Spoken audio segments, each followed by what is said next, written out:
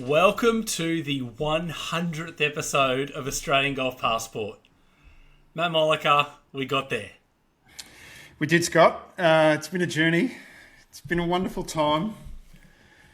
Never in my wildest dreams would I have thought that we'd be cracking triple figures. A lot of work and a lot of passion and a lot of effort and a lot of messages from people that have sort of become virtual friends over the course of the last 4 years through their listening to the podcast. It's been a wonderful time, hasn't it? It really has been. It's been. I often say to people ask about, running a podcast, and I say the only thing harder than starting it is sustaining it. And sometimes you just got to keep getting some stuff out, even when life is busy or there's other reasons that you might not. We've done pretty well we're a month shy of 4 years since our first episode, so we're cracking along at that kind of 25 a year, one a fortnight-ish.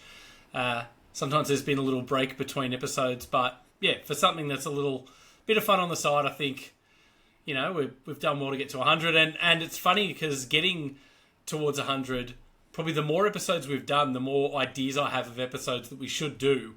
So yeah, I think, look, who could say? 334... We might break Bradman's highest score. Who could say? I was wondering what the next milestone was. I hadn't thought that far ahead. But I did not... I was thinking about things earlier today, and I remember we've referenced once or twice that we played alongside one another at the Renaissance Cup the month before COVID struck, and we first talked about doing a podcast then, which is more than 6 years ago. And if I'd said to you then, look, we're going to do this and we're going to have 100, and we'll have spoken to Gil Hance, and we'll have spoken to Tom Doak, and we'll have spoken to Bob Harrison, and 7 Mile Beach will be up and running, and Clates will have been on multiple times, and we'll have gone to King Island together, and all these other things, all these listener questions, and no chance. So yeah. And if nothing else, I'm convinced that if not for the pod, I still wouldn't have been to King Island. And I would say the pod is the thing that's going to get me to Perth. So, it's giving me a reason to go and do stuff and see stuff, which is wonderful. Yeah, and it's given you a wardrobe full of Angus and Grace Go Golfing apparel. A wardrobe full of Angus and Grace Go Golfing, and a spare room full of seed golf balls. So yeah, it's probably if we're reflecting and kind of celebrating, raising the bat figuratively, definitely. Huge shout out, to our partners, but particularly to Matt Burns from Angus and Grace Go Golfing, who reached out very early on and said, would you guys be open to having a sponsor? And has been, such a great part of the journey with us. Super chilled. He's obviously enabled all the merch that we've done. And so, yeah, we're really excited. I played with Matt about 2 weeks ago, and just kind of on the way around, just informally said, is it still working for you? And he said, 100%. He said, I still have people wander in and mention the pod. I still have people order clothes and say that they heard about us from the pod. So, yeah, I'm overjoyed that we've got this partner that's been with us from the start and is keen to head into the next 100 episodes with us. Yeah, same. And Dean from Seed has become, a good mate of ours. He's been fantastic both times he's been on the pod. He's been super interesting talking about technology and the golf ball and his journey in the game. So has been a really good guest as well as a great partner. And we've been kicking around some ideas for things that we might do together into the future that may or may not involve an AGP golf day, which I know our listeners are keen on. So I think that's the thing that, as I reflect on 100 episodes, I feel like we're now in a place where we talked about, some more merch. We've talked about potentially a newsletter. We've talked about golf days. I think all that stuff feels more manageable and sustainable now that the pod is really running on a good cadence, and we've got, a pretty solid, consistent audience that's turning up and tuning in. Yeah, spot on.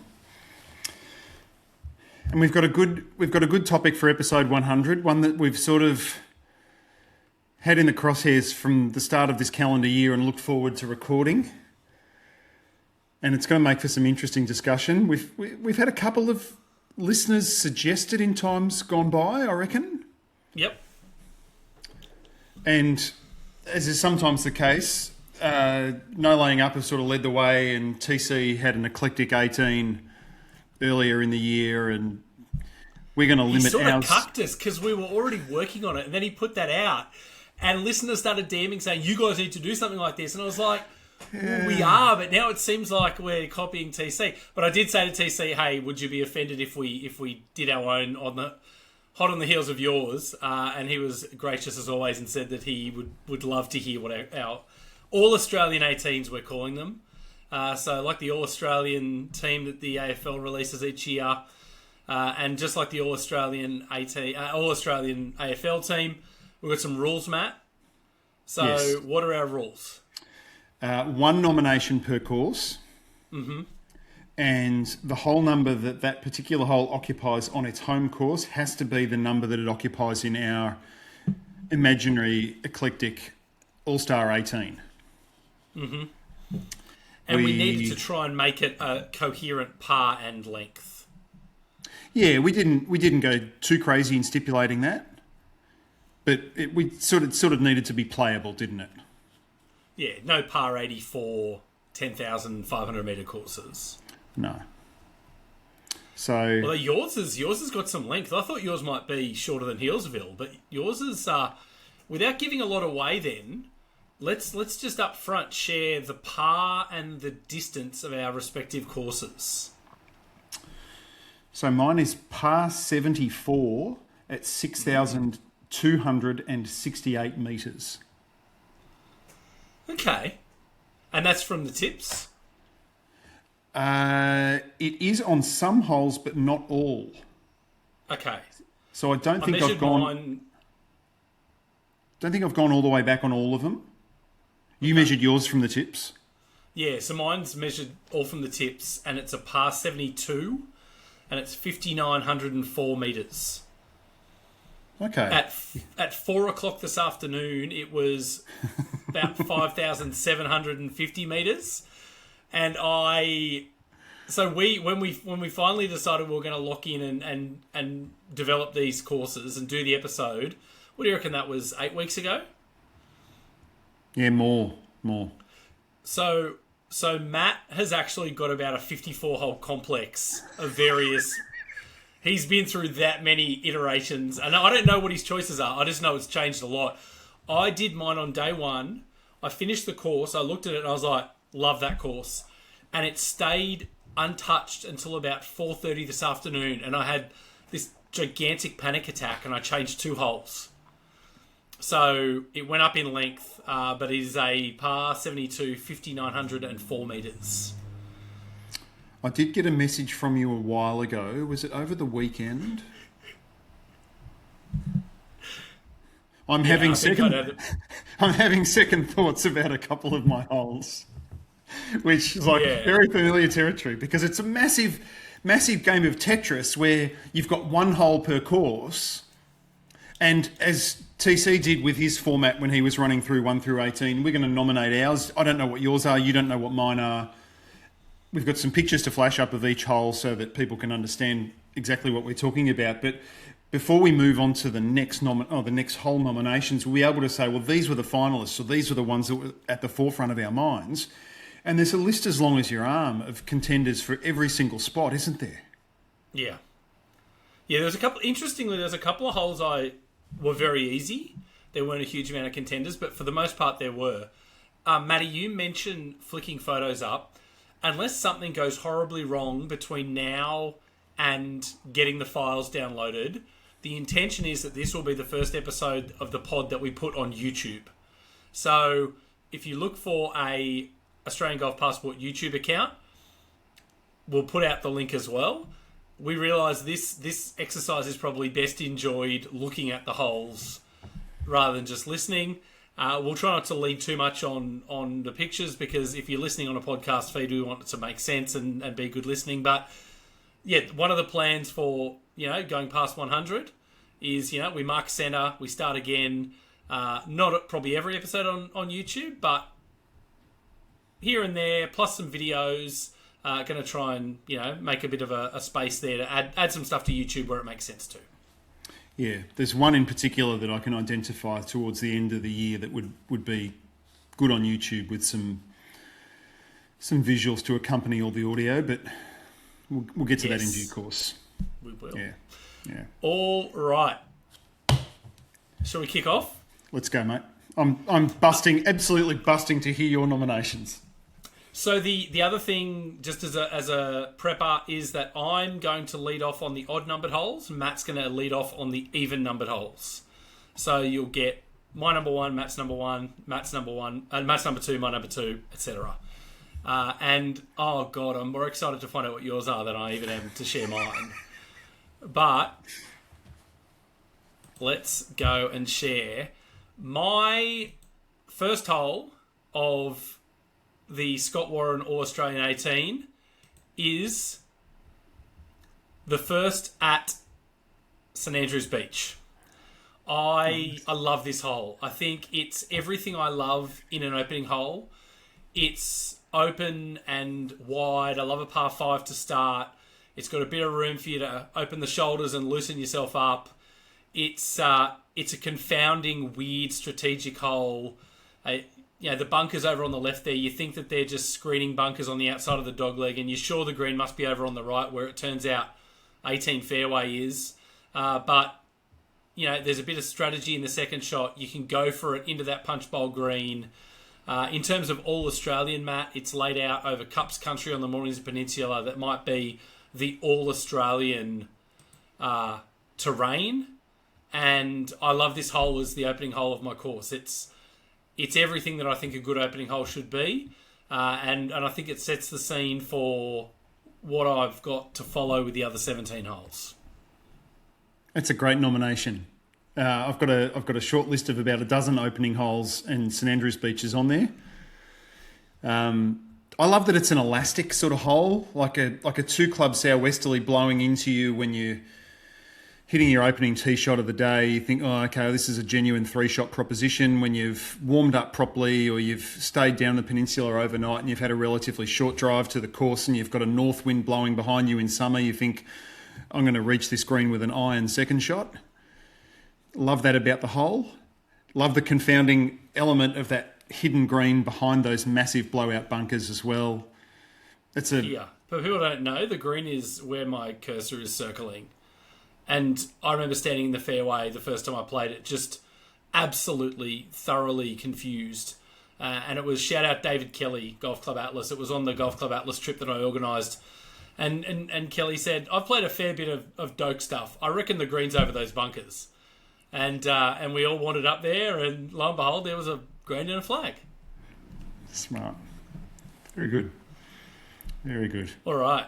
Now, your first hole is the only one I know, because as I was assembling the files, I noticed the file date was the 25th of April this year. And I know exactly where I was on the 25th of April this year, and you were there with me. So, Matt Molliker, your opening hole is? Cape Wickham, par 4, understated, dramatic site, low-profile green, wide fairway to get things started for the day, and a taste of what's to come for that hole and perhaps for much of my eclectic 18. Manageable length despite some prevalent winds down there. It's at 340 metres from the pegs. Mm-hmm. And just enough nervousness there on the tee where that cliff looms on the right, and if you cut the ears off your opening drive, you're going to say goodbye to the ball. But generally speaking, you're going to be in the fairway and have a second shot at that really elegant, understated green. Yeah, it's a hell of a way to start that round of golf. I mean, it's a beautiful golf hole. It's also a really interesting golf hole. This photo that we've got is great because it's from the A1 position on the right-hand side of the fairway. There's a cliff and marram grass about probably 20 yards to the right of where this photo was taken. So you can steer it down the left more safely, but those bunkers and the oblique angle of the green and the contour of the green working away from you are all going to make it a bit harder to make a 3. Yeah. And just enough interest in that green as well, with that subtle little oblique tier and that smaller elevated area at the back third of the green. Got to hit a really classy shot to sort of get it up there and in close birdie range. So, yeah, very cool way to start. All right, Matt, my second hole. We talk a lot on this pod about how short 3s and short 4s are at the heart of Aussie golf. There's a good little sprinkling of them throughout my course. But the first one of them might be the most striking. And the second hole on my course is... Oh, that's the second hole on... It's that's the second hole on your course. My course. Ah, bastard. All right. Even holes. Second hole on my course, we move about 160 miles north, and that is the reachable in 2 if you've hit a good tee shot, or if you've got a favourable wind. Par 5 second on National Mooner. Great hole. You and I have heard for the longest time that Bob Harrison builds wonderful fives, and this is one of the best that he's ever built. Cups country, as you said a moment ago, perhaps all-star terrain within Australian golf, and that's just a beautiful, natural-looking hole where they didn't have to do much earthworks. Great green complex, bunkers that are of just enough size, just enough visibility, and in the precisely correct locations to just keep you wondering and keep you a little bit uncertain if you're going to try and be a hero and secure an eagle putt. Always enjoyable, no matter who you're with and what the weather is. Just love that hole, and sort of wish there were more par 5s like it. Yeah, it's sneaky. It's sneaky and understated. And that amphitheatre that the green is set in is just such a... I mean, that's such a tall dune there. Don't even know if I could... 60 feet high? Yeah. It's a really striking landform. Yeah, that green that you can see on the top left of that image, that's the par 3 fifth green up there on the top of that dune, and then the sixth, the black tee for the sixth, in the very top left corner of that image. And it's a huge dune, massive. Yeah, very cool hole. And shout out to my very good childhood and still very good friend Nick Kane, who eagled that the one time he played it. Oof. And holed a 7-iron for his third shot and was like, it's a pretty good hole. Quite like that one. All right, well, now I'll get used to the ordering because I've completely got ahead of myself, with my second hole, which, as I mentioned, short 3, short 4s, that's the stuff that Aussie golf does best. And I've chosen one of them for my second hole. It might be the most striking of its type. And it's the second hole at 7 Mile Beach from the front right tee. Love this. We played it from both tees when we were down there. From the back left tee, it's sort of a mid-iron across the dune. From the front right tee, it's a wedge or a short iron up into the dune with a bit of a backstop there. And I just think that a really cool shot, particularly in high wind, crosswinds, hitting a lofted club, but just the striking visual of that green on the skyline, and then you walk up onto the green and you see the course and the ocean and the bay kind of open up but beyond you. One of the great reveals in Aussie golf, and just a really cool hole. Yeah, and a ton going on that putting surface, like that little front right area where they can sort of nestle a pin and feed shots in really close. Much harder beyond that, sort of that back right quadrant of that green from this angle is a really tough shot. And I imagine that in a stronger wind, you're really going to have to control your trajectory and spin into those sorts of pin positions. Just a great spot. And as you said, you walk off that green and then everything unfolds beneath you and around you, and you get a far greater appreciation of the entire property and what's to come. And that's a really exciting part of playing the course, not just that hole. Yeah. And there's a couple of holes, probably 3 holes particularly, that I've chosen where their place within the course that they're on is a feature for me.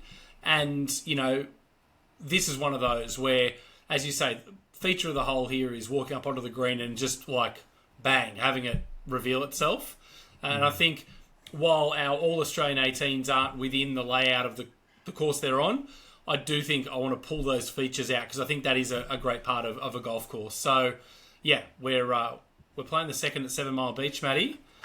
And then that's going to lead us on to my third hole, which, short 3s and short 4s, how could you look past the third hole at Royal Adelaide. It's, one of the great things about the short fours that are great in Australian golf is a lot of them are 250, 260 metres on firm rolling terrain. They're the kind of holes that are drivable for a huge amount of players. And this is one that genuinely, like, the smart thing to do is to hit a 4-iron and a wedge, because you can see how narrow that front section of the green is. It's difficult to hit any of that green with a half wedge or a, last time I was there, I left myself just left of where that tongue of rough is left of the green, and like a 25-metre shot, it's just going to roll out to the back of the green. So the smart money is to hit the wedge. But there's just something about you walk onto that tee and you look over and, there's the extra long flag stick, so you can usually just see the top of the flag, and you're just compelled to rip driver. Maybe I'm just a mentally weak individual, but I just feel overwhelmed to hit driver. And even though I know that it's the dumb play, there's just that, but what if I pulled it off? What if I rolled it up to 3 feet from the hole? Yeah, it's so enticing. You think you can get there. It's 269 from the pegs. Don't need to fly it all the way. You've got, as you said, you've got some firm ground short of that green, and you can sort of trundle it on or leave yourself right at the front edge of that green for 2, possibly 3. Yeah. That's a great nomination. One of the huge juggles of this exercise was, which hole am I choosing from Royal Melbourne West? Because there's probably 6 or 7 holes at Royal Melbourne West that you could choose, and this was the first one where I was like, oh, it's a puzzle piece. Okay, if I choose that, I can't choose this other one. But yeah, I couldn't go past the third hole without mentioning Royal Melbourne West is a very strong, compelling one that I nearly chose. I might also have chosen 3 at Ocean Dunes or 3 at National Gunnersmata. There were a couple others that really hurt to leave out, but this one at RA is an iconic Aussie hole and could not have it. So 3 Ocean Dunes is a strong nomination. 3 National Gunnersmata as well is a great shout. And you've spelt out clearly there the dilemma that you have when you're compiling a course like this. You select one hole off one course and think, rightio, that course is out of rotation for the remainder of the exercise. Do you want to just backtrack a tiny bit and think of or name some of the other holes for your second as well? Because you went second at 7 Mile Beach, but were there other second holes that you thought potentially could be included within this? Yeah, I would love to have chosen 2 at St Andrews Beach. Yeah. Maybe the best short 4 in Australia. And for the first holes too, I want to shout out Vic and Lost Farm. Lost Farm's a great opening hole. A lot of the things I extolled about my choice of St Andrews Beach are also there with the par 5 first at Lost Farm. So, and Vic is just, a short 4 that you can hit a 4-iron onto, but you'll probably make 6 at some point trying to go for it. It's such a cool hole, really out of the box. So, and look, 2 at Royal Melbourne West as well. We should have a little Royal Melbourne West counter up on the corner of the screen to see how many times we mentioned it in the round, but I quite like that. What were some of the firsts and seconds that you were tempted by? So I really like the first at Metro. Also really like the first at Lost Farm. Yeah. Royal Metro's Sydney. a good shout. Upper Tee at Royal Sydney is a bit of an iconic location and a bit of an iconic hole. And really pleased to see that Gil and his crew kept that in place when they redid the course up at Royal Sydney. National Old sort of gives you a taste of things to come and is deceptively wide and generous as a first tee shot for the day, but there's enough going on around that green to keep you honest. Vic was another one. National Moona was another one. Peninsula Kingswood South. Ranfurly was a little bit of a left of field suggestion as well. I love that as a starter. And Royal Melbourne East as well, which I always sort of enjoy coming to later on in a round. If you've got a 2T start or you play composite and you've played a couple of West holes before you step onto East and you think, right, I'm loose, I'm warm, I can have a go at this.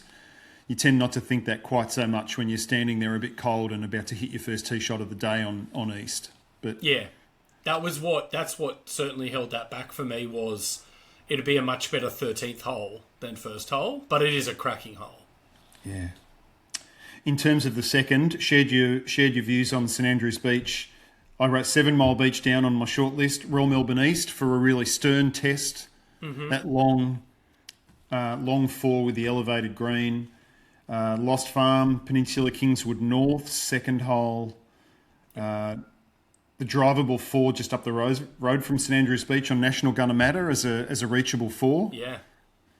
Really smart hole that made great use of that land and sort of benched that green right next to the out of bounds fence. Yeah. We don't see a ton of that in Australia, but that's a really well used example, or well constructed example of using out of bounds imaginatively and strategically. Yeah. Yeah, that's almost a bit of a Core Crenshaw template. The green hard up against the out of bounds. Mm. Yeah. I mean, you could easily do an All-Australian 1 to 18 short fours. Yes. Perhaps we ought to at some point. All right. Are we ready for your third hole? We sure are. You're going to laugh in a second. I think this is what I think it is. Oh, same hole! So that is the tee shot. I thought you might have chosen West at Royal Melbourne. So this is the tee shot on Royal Adelaide number 3. So you can sort of just see that flag just lurking in the distance ever so slightly, saying, "Come on, pick up driver, have a go." And I smiled when I saw your photo of the green, because I thought, well, great minds think alike. And this is the first time, maybe the only time, but the first time that we've agreed on a nomination. And it's sort of impossible to not pick RA3. Like, it's just such a cool hole. Yes. Yeah, and that is the perfect complement to my green photo. You know, that's what you're seeing. That's what you're seeing off the tee. And yeah, it's just so tempting because I think it looks so wide, and it is so wide. But then, you know, when you get up there and a lot of that width is hidden over on this left-hand side of this ridge, it's not an enviable shot. This little chipping basin over on the right of the green gets a ton of action. Hmm. Well, how about that, Matty? Well done. So I was wondering if we'd have any overlap. I thought we might. I was considering the third at Barnbougle Dunes, third at Kingston Heath, third on Nashmoona with that diagonal ridge in the drive landing zone, which I think is a really cool hole. Lost Farm. The third at Elliston as well, which is a long dogleg right. Yeah. It's a good hole. Yeah. Really, really exacting approach shot there, and one that we didn't have a photo of, so it sort of made it made a case for RA3 to go in there. All right. See, I think also, just before we leave Royal Adelaide's third, I think a lot of the different holes that you and I put forward in our little eclectic layouts, each hole is sort of emblematic of the course from which it's taken, and I think that RA3 really is a microcosm of everything that we love and really hold dear on that course. The vegetation, the turf, the low profile greens, the understated design, subtle strategy where you really only realise when it's a little bit too late that you're going to have to work for an up and down par because you drove it into the wrong position. Yeah, lot to love about this hole, and a lot to love about the course from which it's taken. Yes. So number 4, even number. So this will be my 4th hole. Mm-hmm. And I don't know if this is going to be common ground for us as well. We will soon find out. I'll be able to tell by your face when you load the photo. I'm prepping the poker face. All right, let's go. So you're talking about Australia being the home of great short fours. We've mentioned a number of them already, and we're not half an hour into the podcast. This was just a clear standout for me. 4th hole at Barnbougle Dunes, 271 metres from the pegs. Huge bunker, to contend with if you are a hero and you're going to drive the green.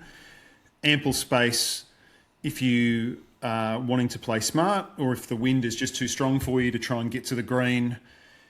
Just a fun hole and endless possibilities, whether you want to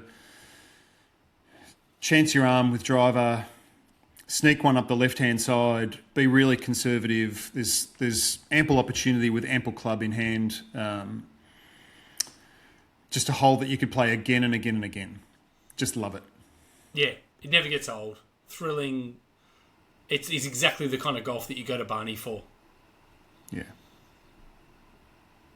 Yeah, and such a... I mean, you're just a beautiful place to... Like, that's kind of that welcome to Barney moment. You know, you go off 1 and 2 are a bit loosener holes. 3's a good hole, as you mentioned. 4's where you're just like, all right, I'm at Barnbougle. It's a really cool moment at the start of the round. And a hole that I very nearly chose. There was kind of between 2 holes for me. It was either this or it was another incredible short 4.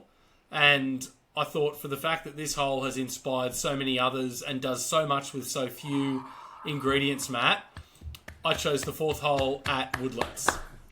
Great nomination. And I so love that you got the advertising in the background as well, which is just an iconic part of that hole. I don't want them to ever screen that out. Yeah, it is 100%. As you said when we're getting photos for our rankings, you know, the Dunbar sign's like the Australian version of the Old Course Hotel. You know, I'm hitting a fade off the D. Yeah. I'm hitting a draw off the R. Like, it's... Yeah. But this hole, I mean, it's a pushed-up green. It's 251 metres from the back. It's firm and fast. The only bunker on the hole is 130 metres from the green. It's such a simple proposition, but you drive it up to the wrong side of the green based on the pin of the day, bit like one at Vic. You don't have to have a lot of club in your hand off the tee to put yourself in a position that you might make a bogey. And you look at this photo and it's like, well, what's hard about that? But it just really challenges you, particularly because you're hitting a second shot from so close that you could probably safely just bunt it to 25 feet, but you're so near to the flag and you want that birdie, it's trying to get it to 3 feet that leads you to de-green it. And I think it's just one of those... To me, golf, what's great about golf, and there's a few things I learned about what I value, or had reinforced about what I value about golf doing this exercise. One of them was that golf, to me, is so much about what makes golf great is what happens in your head when you're planning your next shot or in between shots. It's not the actual athletic endeavour of hitting the shots. It's positioning your ball and deciding what to do and kind of doing battle with your own ego. And this is a hole that brings all that to the fore. So, and, you know, a hole that Clates has kind of reproduced a lot of places and made some really good holes, but it's an example where I think the original remains the best. Yeah. Looking at that photo from that angle, like Woodlands was designed at the tail end of the Hickory era. If you take driver and you don't hit it all that well when you're playing Hickories, most times it's this squirty, low, really ugly shot that sort of trundles along the ground and goes about 140, 150 yards, probably in the direction of 2 o'clock. And 1 minute you'd be standing on the 4th tee at Woodlands with driver in hand thinking, I'm going to get really close to this green. And then the next minute you're in that bunker 120 yards short thinking, this I'm staring at 6 really easily here. So I do like that bunker's remained. Now, I should mention this is a Gary Lisbon photo, and shout out to Cameron at Woodlands who shared this photo with me to use because mine's 15 years old and not very good. And also shout out, Will Watt for the photo of St Andrews Beach at the first hole. I'll try and shout out the photos that aren't mine as we go through because I had a few people help me out with photos. Now, Matt, we're heading to the 5th hole. Do you think you can guess what I chose for the 5th hole on my composite All-Australian 18? I reckon I can. We're going home, Matty. I thought we might. Thank you to Cameron Green for this photo. Oddly enough, one of the photos I needed to get from somebody else was a photo of my home course. No. Yeah, I take too many vertical photos to put on Instagram, and I didn't have a good horizontal photo. But Cameron Green, who is the Golf Labyrinth on Instagram, you should give him a follow if you haven't already. Matty, just like when people think about Australian golf, this is one of the probably two images that immediately comes into people's minds. And courtesy of the renovation by Mackenzie and Ebert last year, one of the great features now of this hole is the green. It's got a magnificent green with some really great little, that front right punch bowl that you can see there, the ridge in the middle that bisects. It makes putts really difficult if you're not in the right section. It remains, though, from the top of the hill or from, if you're halfway down, but it remains one of just the absolute life-affirming shots in golf. I'll never get tired of walking about 5 metres behind a guest when it's their first lap of the course and just watching them experience coming over the hill and that reveal hitting them. It's like 270 degrees of view to look at. It's it's magical. It's magic. And it's 30 years next year since I first walked over that hill, and I still, get a little rush every time I do it. Yeah. And that's some of the best of what golf does for us and what golf is about, those feelings, that life-affirming sense that you get when you've executed a great drive on that hole, walking along that hole on a beautiful day, staring down at Cape Banks and the water beyond, whether there's a liner out there or not. It's, just a tremendous spot. And you never get tired of walking that hole. No, and downwind, it can be great fun hitting a gap wedge in for your second. Into the wind, it can be, 5 wood, 6 iron. Like it's a stern hole into the wind. We get northeasterlies and we get southerlies about 40% of the time each, so you get to play it a lot both ways. I think that variety is what helps to keep it fresh too. If you've had a few southerlies in a row, the next time you get a nor'easter, you get pretty excited to be able to rip driver. Magic hole. Couldn't go past it. I also am a huge fan of 5 at Lost Farm over that Pyramid Dune, like probably one of the other iconic holes in Aussie golf. The par 5 fifth at Barwon Heads, I think, is a massively overlooked hole in Australian golf. And another par 5, another low-key kind of par 5, the 5th at Port Fairy. I think that is a majestic links hole. Just such a good hole. The green up on the top kind of draped over, a little bit like a Pinehurst green running off on a lot of sides. That's a sensational hole, but couldn't go past this one. Lost Farms really put its hand up for inclusion at number 5. I think that Newcastle does as well. It's a good hole. Fifth hole at Newcastle's a cracker. 5th hole at Elliston. RM West 5, not bad. Not a bad hole. Takes a beautiful photo. There's strong field for number 5.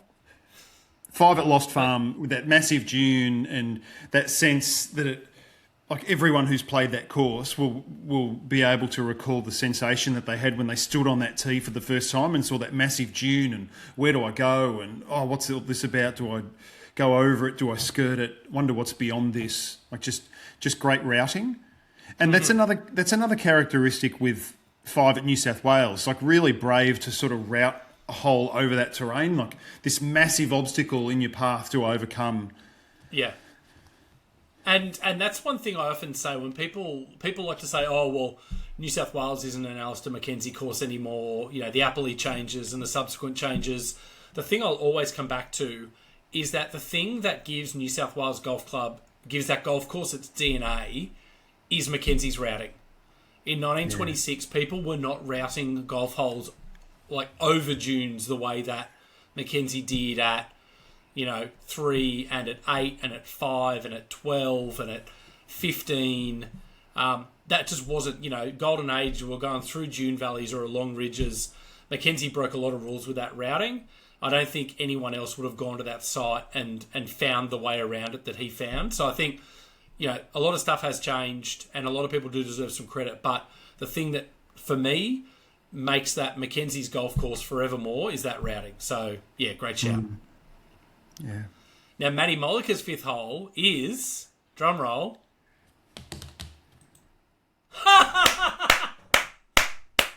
yes. Very good.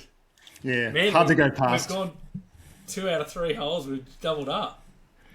Hard to go past. Just such an iconic hole. And again, we said at the outset that a lot of our nominations will be little microcosms of the course from which they're taken. This particular hole encompasses everything great about the course. It's just so dramatic, so unique, and just such an iconic hole. As you said, when people think about Australian golf holes, they probably gravitate to a couple immediately. Like international guests that we've had over the years who've spoken about their time down here, they reminisce and look back at particular spots, and this hole always enters the discussion. So yeah, magnificent. There you go. All right, and then we're on to the 6th, which means you're up. So I only move a tiny bit north to my 6th hole. We just get in the car and perhaps drive about an hour and a half, maybe north, to play number 6 on my eclectic 18. And it is the 6th hole at Newcastle Golf Club. I've taken this photo from their club history. Shout out Andrew Summerall, who's probably buried somewhere in there on the about 50 yards inside the tea tree, away from the fairway. Andrew really Summerall has not died, for anyone who knows Andrew. He means figuratively buried, not... Yeah, he's not sorry. buried. Yeah. Sorry, not literally, sorry. His knee has been bad, but it's not that bad. So yeah, just great terrain, and you can sort of squib it and hit a tee shot out to the right, out here somewhere, because our tee is back here in the distance. And that sets up a pretty difficult... They can't see your cursor, they can see mine. So that's the tee Matt's mentioning is back here. And so it's very easy, to whack it out into this right-hand side. All right. And then that gives you a proportionately more difficult second shot. Whereas you're brave and you hug the inside of the dog leg and you get a much better look at the green, and you're more likely to post a better score when you're hitting your elevated second shot. Couple of different holes on Newcastle, and I sort of wanted to give a couple of courses some flowers throughout this exercise, and Newcastle was one of them. I think it often gets overlooked, and it's got some great holes, 5, 6, a couple of others there, and some dramatic routing there that has some similar sort of DNA to what we were talking about going over dunes at La Perouse not 2 minutes ago. So really happy to have this in my collection. It is a 367 metre hole from the pegs, so it's sort of shortish approach with today's technology in hand. Yeah. I mean, you mentioned the routing. One of the things that is really interesting is that Eric Appley designed Newcastle after he was brought in to do some work on New South Wales, to bunker it and to make some changes to Mackenzie's original layout.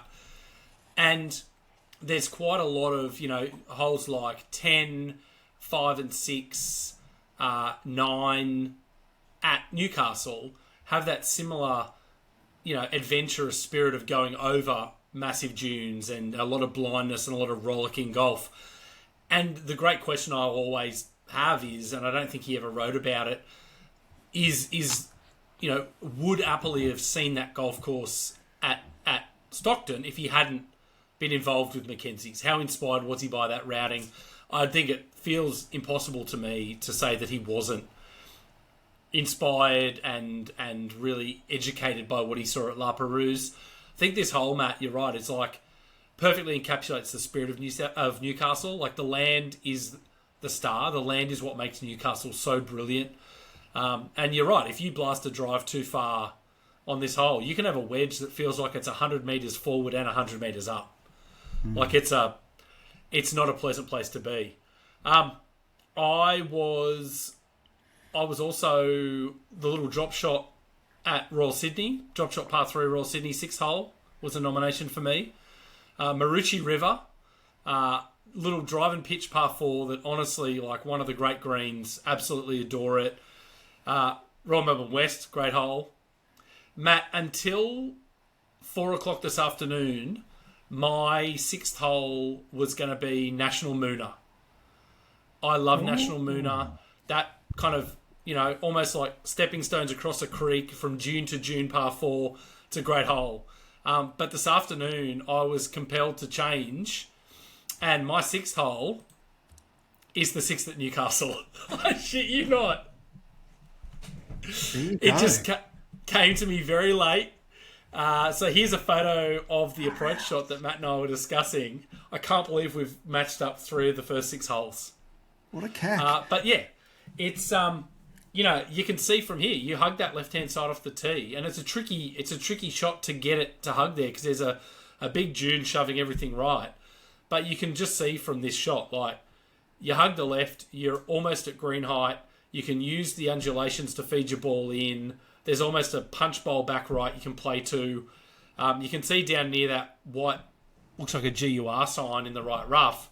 If you're down there, it's a really difficult shot to get it up and get it to stop on the green. But Matt, 3 from 6. This is I wasn't convinced we would have a single double up hole.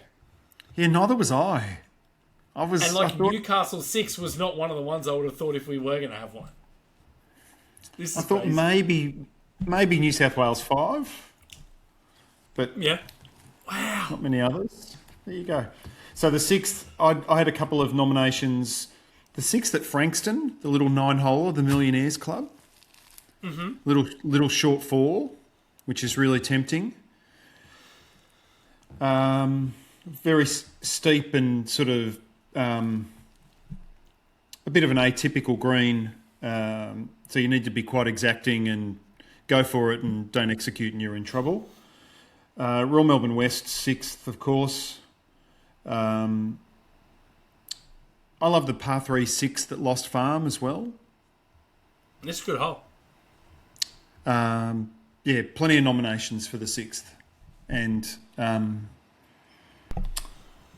chuffed that we both chose Newcastle. That's good. There you go. Yeah. And of course, it won't be the 6th hole once the course reopens from its renovation, but at this point, the last playable version, it's the 6th, so we've gone with it. All right, so 7 means I'm up first. Yes. Well, I'm confident this isn't going to be your hole because you have already chosen a hole from this golf course, and I could not go past Tom's Little Devil, the short par 3 7th at Barnbougle Dunes. Just one of the great holes in Aussie golf. Notwithstanding, a little bit of Max Walker's hair action on the bunker on the left. It's been changing and changing and changing. But yeah, just a magnificent hole. And just that perfect combination of distance, wind, location, green size, green slope. One of the things that, and I've actually included a second pick because I think, everyone always goes, oh, well, that bunker's gnarly. You wouldn't want to be in the bunker, but, you just avoid the bunker. So if you do avoid the bunker and you steer a little bit too far to the right, there's a little photo here of what that chip looks like. And it's not an easy chip. There's fear of leaving it short and having it roll back to your feet. And, of course, that means you might chip it into the bunker. The only thing worse than hitting it in the bunker for 1 is hitting it in the bunker for 2, although maybe that chip won't be as likely to plug. But it's just the balance of the green, Matt, for me. Like, if that green were a metre narrower, the hole becomes completely unplayable. If the green's a metre wider, I think it loses its intensity and its teeth. I think that the slope is severe but reasonable. There's just so much. I think this is such an artful golf hole, and there's a huge amount, I think, of genius and of skill that goes into making it just enough of everything, but not too much of anything. Yeah, agreed. It's a nasty little second shot if you end up short right of that green. I've seen very skilled golfers very timidly bump putter along the ground and just be sort of satisfied to get it inside 25 feet. I've seen blokes try and chip it close and then mess it up and walk to the 8th tee in a huff, having scored a double or worse there, or just thought really could have thrown it onto the green and now have had a 5 or a 6 or picked up. Yeah. Such an iconic hole. Yeah, it really is. It really is. And for it in 22 years since it opened, for it to have taken such a stranglehold on, it really is as identifiable in people's minds as, 5 at New South and 6 at RM West and etc. Yeah. But your 7th hole is of comparable length to that. And it's at a coastal setting, and I feel it's another iconic hole.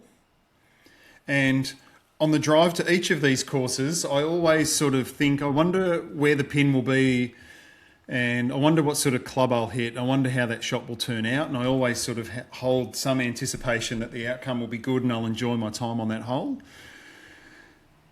So if you want to flick forward, it is the 7th hole at National Old, which, again, another little icon. Great hole. And I took this photo from Darius Oliver's Great Holes of Australian Golf book.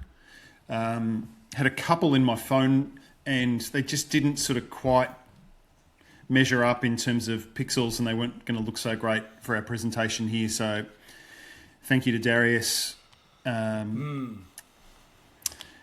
Interestingly enough, when Robert Trent Jones Jr. routed National Old, he originally had a sequence of holes where this was running the other way. So the tee was where the flag is, and you would hit towards the position of the tees. And that ended up, I don't know what exactly triggered it, but that ended up getting switched. Just out of frame on the right, on a clear day, you can see the city skyline from that back tee, which is a really cool little feature. Quite a sizable green. There's a little diagonal ridge that sort of divides a very big left portion of green and a tiny little right portion of green, which is pinned in this image. Yep. And it's a really exacting little shot if you want to hit it to that pin that's cut on the far right. You can bail and hit it to that fat part of the green on the left, but face a really awkward and long putt with quite a sizable break as it traverses the diagonal ridge. And the diagonal ridge is sort of following the line of that shadow that you can sort of see obliquely. I was going to say, like from 8 o'clock to 2 o'clock, just beyond where the flagstick is in that image. Great hole. And just a great spot to stand. So there's been a number of different holes that we've already had in our front side where they're just tiny little pieces of the country where your feet are planted there, and there's just a wonderful view and just a great life-affirming sense that washes over you. And this hole really forced itself to be selected for me because it gave me all of those feels. Yeah. For me, it's the green that makes this a great hole rather than just a hole in a great setting. I think that little almost figure eight, 8-shaped green, if it was just the big left-hand portion and you're whacking it into a little bowl and it's just a hole, I think the interest and variety of the green is what makes this something really special to me and really elevates it. Yeah. So, great hole. We've had a few coastal holes. This is the 8th hole, but yeah. Yeah, 7. So it was the 2nd originally when you used to play from the old clubhouse site before it was a 54-hole complex. And the renumbering or resequencing of things when the new clubhouse opened and served a 54-hole complex, this became 7. So it's funny that 1 and 18 at Old weren't designed to be an opener and a closer because they are so good at starting and finishing the round. They're such good holes for their purpose now in the routing, and to consider that they were originally middle of the back 9. Yeah. Yeah, it's funny. Yeah. 10, 11, 12. Yeah, they were 13 and 14. 18 and 1. Yeah. And they are a great start in finish,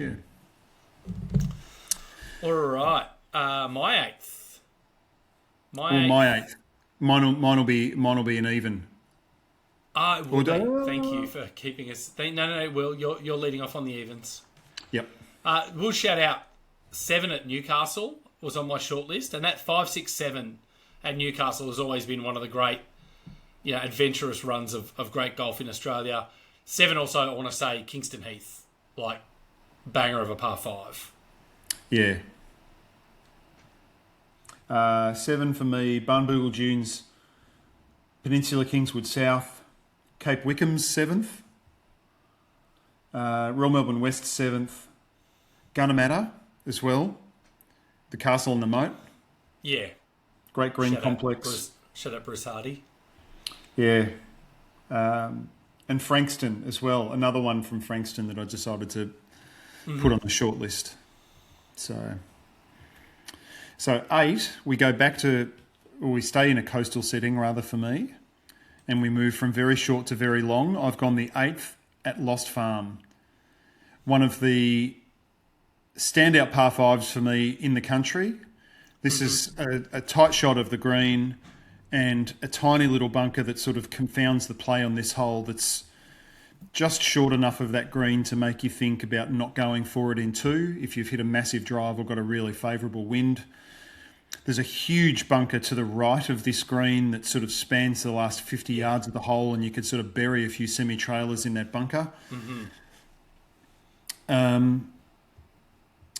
Just a great, long, interesting 3-shot par 5 for most people most of the time. Gently sort of arcs to the right and gobbles up a lot of land, but still keeps it interesting. Understated as so much of the architecture and the construction at Lost Farm is. Not a lot of really genuine 3-shot par 5s for most people in Australia these days, but I thought that this hole was sort of in a category with few others. I thought of also also has a great drive bunker that downwind you've got to think about on your drive. Into the wind, it's kind of something to hit over on your second. And then that bunker you've captured here at the front of the green. I think those 2 hazards really make this. And then that sea of sand that's right of camera here, I think the bunkering is what really elevates this into... Yeah, it's a hole I really wanted to include as well. I had 8 at Peninsula Kingswood North again. That's getting a lot of mentions from me so far this round. And RACV Healesville, which is a really, really short downhill 5 with a wild green and just a really unique hole and an interesting hole. And I thought it would be in a minority of inland holes and holes that weren't set on sand to include in our eclectic 18. So I wanted to give that a little bit of a shout out, but always enjoyed this hole, and it's probably stolen my lunch money more times than I care to remember, but I thought it warranted a place. So good one. Good hole. I am going to choose... Pretty sure it is. That's not my first. It's my second hole on the Melbourne Sandbelt. Although it's my first hole on the quote unquote marketing Sandbelt, because of course Woodlands didn't crack a spot on the sandbelt.com.au. I'm going to Commonwealth, Matty. The 8th at Com, I think, is sensational hole to play. I think it's a beautiful hole. I love the way that the drive bunker and the greenside bunkers visually flow into almost one complex to the eye, even though they're separated by probably 140 metres of grass. Great green site, falling off that hillside, and really well vegetated. It's probably the highlight of the vegetation at Com. Just a really sublime, iconic Sandbelt hole for me. When people talk about what makes a Sandbelt great, for me, it's holes like 8. At Com, it's also another hole that I love for its place on the property. It's almost a hub. That spot where you tee from on 8 is a bit of a hub. You got a few greens and tees around you, people moving around, and yeah, I just think it's visually and strategically just a really great hole. I remember reading the Confidential Guide for the first time a long time ago, and Tom Doak included Commonwealth in his gourmet choice up the front, and he talked about Charles Lane bunkering one side of the fairway and the other side of the green, and brave and accurate, and you drive it close to the hazard with your tee shot, and you're rewarded. Play conservatively, and you have to contend with some greenside hazards that complicate the approach. And 8 just exemplifies that for all of the changes at the course and the evolution of those holes over the decades, some good, some not so good. 8 really exemplifies that beautiful simplicity and the great Charles Lane construction and strategic thought. So I'm not too surprised to see that you included this in your selection. I wrestled with it and was very, very close to including it. Yeah. I also wanted to shout out as kind of honourable mentions, 8 at Elliston. That's a really cool, very Bob Harrison hole. Drive it up onto the plateau above your head, then you hit it almost like the 6 at National Moona. You know, hit it over the valley onto the next dune. Really cool hole. And I also want to shout out the 8th hole at my childhood golf course, Windsor. It's probably architecturally the best, maybe the only architecturally strong hole on the entire course. Par 5 over water, doglegs left, kind of angled. So as I got older, from joining at 12 through to, you know, when I was an 18, 19-year-old, you know, you can just bite off a little bit more and a little bit more, and a really cool little green that sits, you know, with a valley in front and not too big. It was really my introduction to loving a risk-reward short 5. So shout out Windsor. But yeah, 8 at Como. Matt, I don't think you will be surprised by my 9th hole. We're going to open your front 9 on King Island, and we're going to close my front 9 on King Island at Cape Wickham. The par 5. Anyone who's listened to our Cape Wickham episode knows how taken I was by this hole. And mate, I get excited looking at this picture. I wish I could reach and grab a club and hit a shot onto that green right now, because it's everything great about golf. It's wild and crazy. It's unique. You know, you've travelled to the end of the earth to play golf, and you've been greeted by a golf hole that you've never seen anywhere else. As a 2-shotter, we discovered great hole. As a 3-shotter, that space short right of the green to the right of that gigantic quarry that's kind of hidden from view under all that marram comes to life.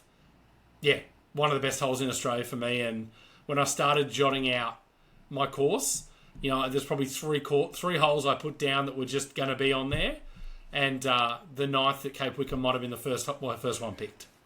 Yeah, you ink a few in straight away and sort of build the rest around those locks, don't you? And I'm not surprised that you put this one in. It's such a unique hole. We talked about it in the King Island episode. Bill Schultz, who was one of the first to ever really sort of focus in and complete the World Top 100, he posted very enthusiastically on Golf Club Atlas and talked about not having seen much like this, and sort of mentioned it one breath below the 13th at Augusta National. Your eagle hasn't hurt here. I think you played it. You were cumulatively 3 under, 2 rounds. No. I made an X in the morning, and that's why I loved it. I went in the quarry and had about 5 swings in the quarry. So that's how I knew it was a 9-iron in the afternoon, because in the morning I hit a wedge and went in the quarry. So in the afternoon when I drove it to the same spot, I was like, well, I know it's not a wedge. But yeah, no, I made an X and I still loved it. And then I made an eagle and I loved it maybe just a little bit more. Okay. Yeah. Great hole. Good suggestion. There's a few that you could choose from Cape Wickham, and both of us have, interestingly enough, left off 18, which is just a massive crescendo to a round. So 100%. But we'll address that when we get to our last holes. And your 9th hole, Matty, is... We walk off your 8th to play my 9th. I have put the 9th at Commonwealth in. Very good. Just a really, really cool, slightly uphill par 3. The Sandbelt has a lot of great uphill par 3s. Feels like every single course on the Sandbelt has at least one shining example of this genre of hole, and they're not too long. You don't get quite as much of a look and a fix on the putting surface as you perhaps want to when you're standing on the tee. The 9th at Commonwealth has an appreciable tilt from right to left, and really rewards a well thought out and well played stroke. High fade into that green surface. Can be tough when you've got a north wind blowing and you've got more club in hand than perhaps feels comfortable. Experienced players like Will Drew and others will know that they can't overclub too much because that car park's lurking menacingly beyond. Always a hole that I just enjoy playing, and probably one of those holes where I think it doesn't occupy a remarkable stretch of terrain, but they've been able to engineer a wonderful hole there. Yeah. Yeah, great shout. I mean, that green is so steep. And if you just kind of shut down your gap wedge that you're hitting or your pitching wedge and you trap it a little bit, it doesn't have to land too far left of that flag to run 30 yards down a hill and leave a really shitty chip back up. So, yeah, I feel like the next time I play it, I'm just aiming at that right centre of the green, and I don't care where the flag is. It's a hole that gets in your head and can spook you. Wickham, probably the most dramatic example for a 9th hole. 7 Mile Beach is 9th with its really curvy green. Mm-hmm. Great green. I thought that was on the short list, as was the 9th at Royal Melbourne West, which is an often overlooked hole because of its omission from the composite, but just such a wonderful hole. Yeah. It's a very cool hole. Yeah. All right. We make the turn. So I've gone par 37 for my front side, 2,976 metres. Interesting. So you're 37 to get to 74. Yeah. 2 threes and 3 par 5s. So I had National Moona, New South Wales 5th, and Barnboogle's Lost Farm 8th hole as my par 5s on the front side. Mm-hmm.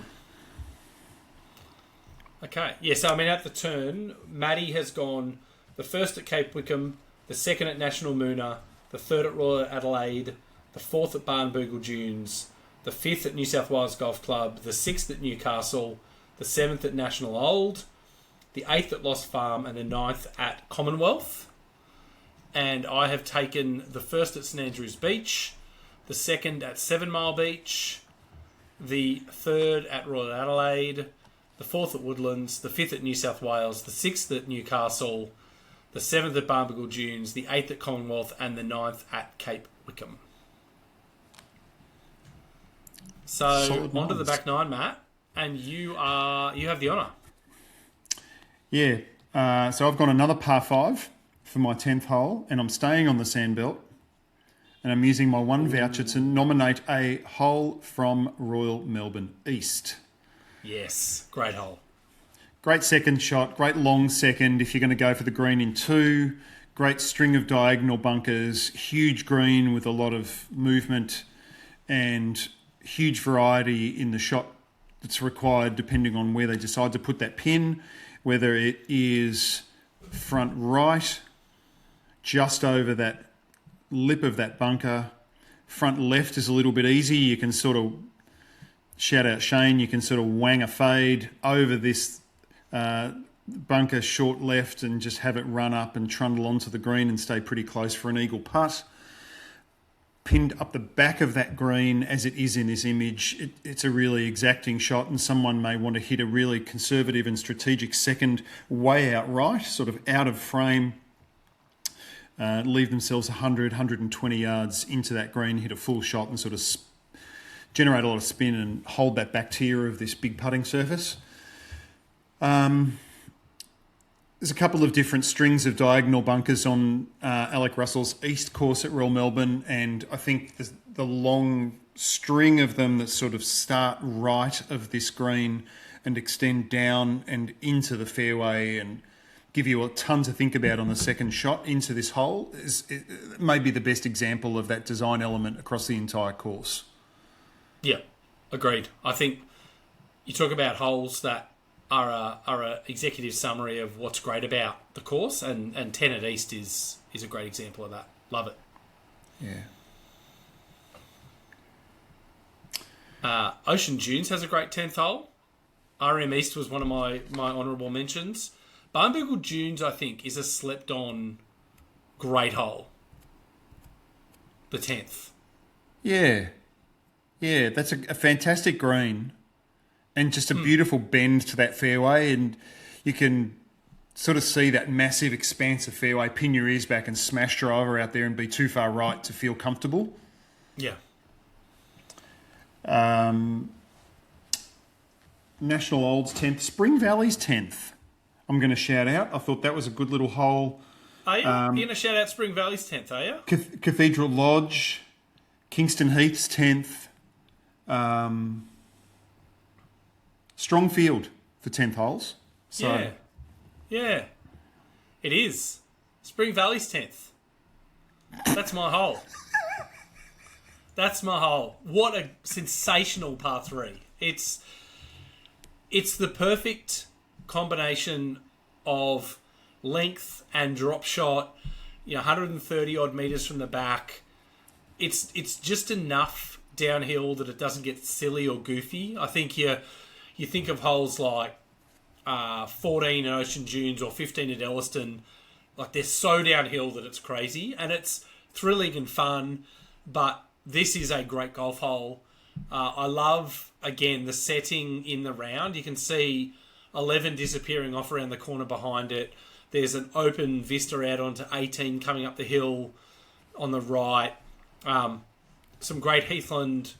Shout out Matt Delahunty went and got this picture for us because my photo was very old and there's been a bit of a reno since then. So this was the one, Matt, that Della emailed to you, and I had to get you to have Kathy go in and delete the email before you saw it. Okay. And then he also Instagrammed it, but helpfully you didn't see that he'd Instagrammed it. I don't think he knew that it was a surprise that you weren't meant to know what my choice was. But thank you to Della for getting, and shout out Della for an incredibly beautiful photo, by the way. But yeah, I just think this is a great hole. And again, I didn't want to just list a hole each from the top 18 ranked courses in the country. That wouldn't have been no fun. But yeah, sensational hole. I think about it all the time. And again, when I was thinking about holes like 8 at Com was an example, and 2 at 7 Mile Beach, where I wanted kind of the magic of a positioning in a routing to be brought into my course. This is another example of what I was talking about. Great hole. I thought you might go Kingston Heath or Royal Melbourne West. Yeah, I could have. I could have gone either of those. Both great holes. It's interesting looking at this photo as well. Mm-hmm. Did you ever play... So this is a Clates hole, isn't it? Well, I think OCM has redone it. OCM's redone it since I played it. But I think it was a Clates hole, yeah. Because the original 10th... If you can imagine standing here taking this photo, if you turn 90 degrees to your left, the old 10th used to go down that way. Right. And I'm 99% sure that's the case. Yeah. I don't think I'm hallucinating. I reckon I played it as well really early on. Okay.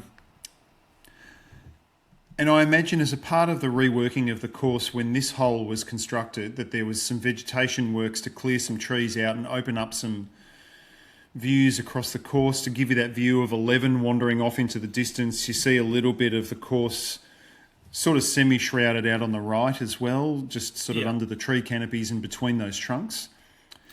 If you can just see the 11th flag over the fairway bunker. I mean, 11 at Spring Valley is a great hole as well. Yeah. Such a great strategic hole.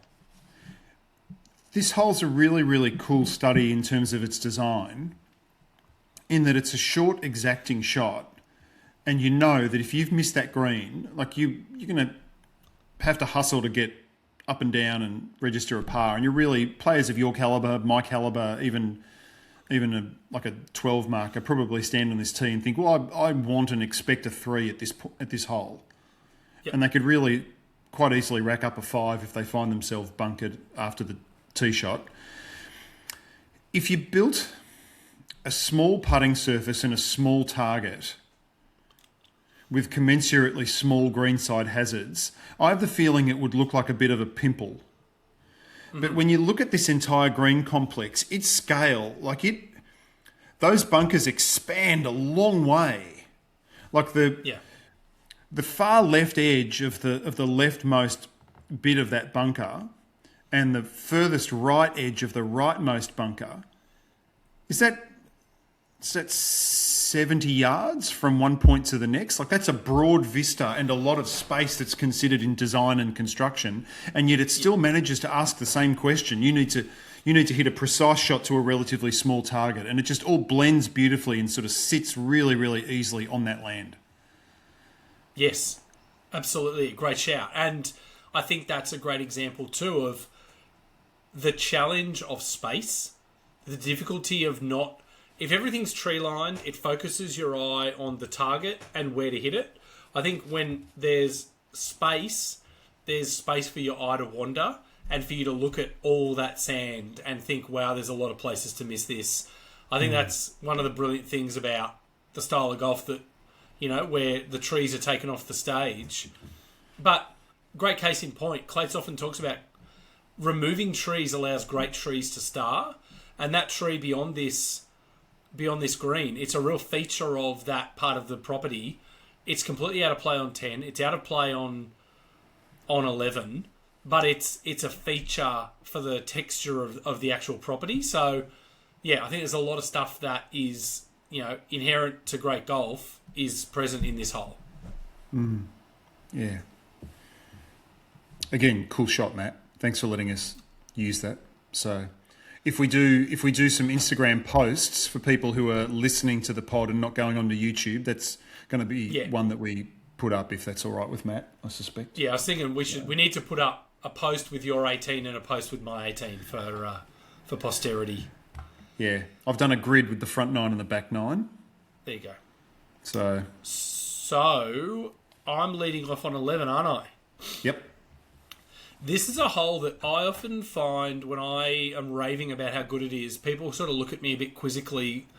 I don't know that it's necessarily beloved. And there's certainly much more popular holes on its course. But for me, it's a great example of the sort of hole that every great course needs to really, how good are you?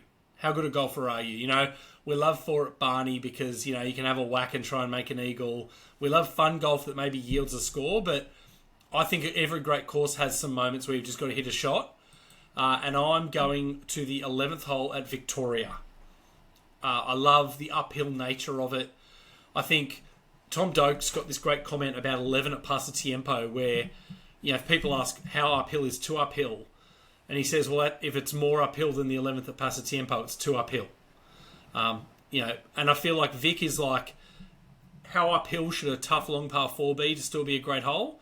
Well, however uphill the 11th at Vic is, that's the answer. I think brilliant hole, great vegetation, great bunkering, a really interesting, difficult green, just laying it grade on the hillside. For me, just one of the things, anytime I go to Vic, I look forward to playing 11. Yeah. Great hole and made so much better by Mike's work there, clearing out that left side and, clearing out both sides so that you get far more of a fix on the green while you're on the tee. You've got more room to play. And it is an exacting second as well. Like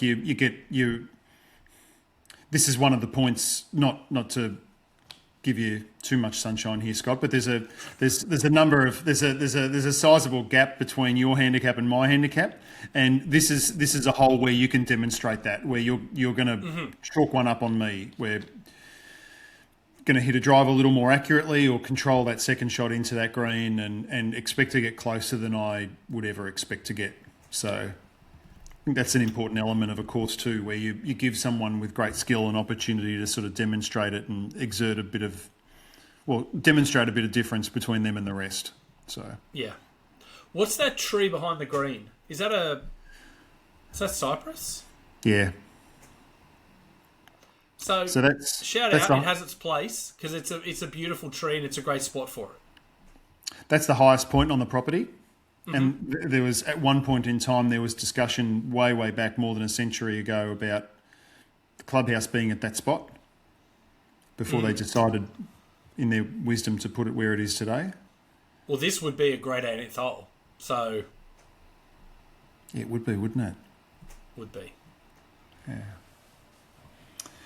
I also shout out to Royal Adelaide, obviously one of the great Aussie golf holes.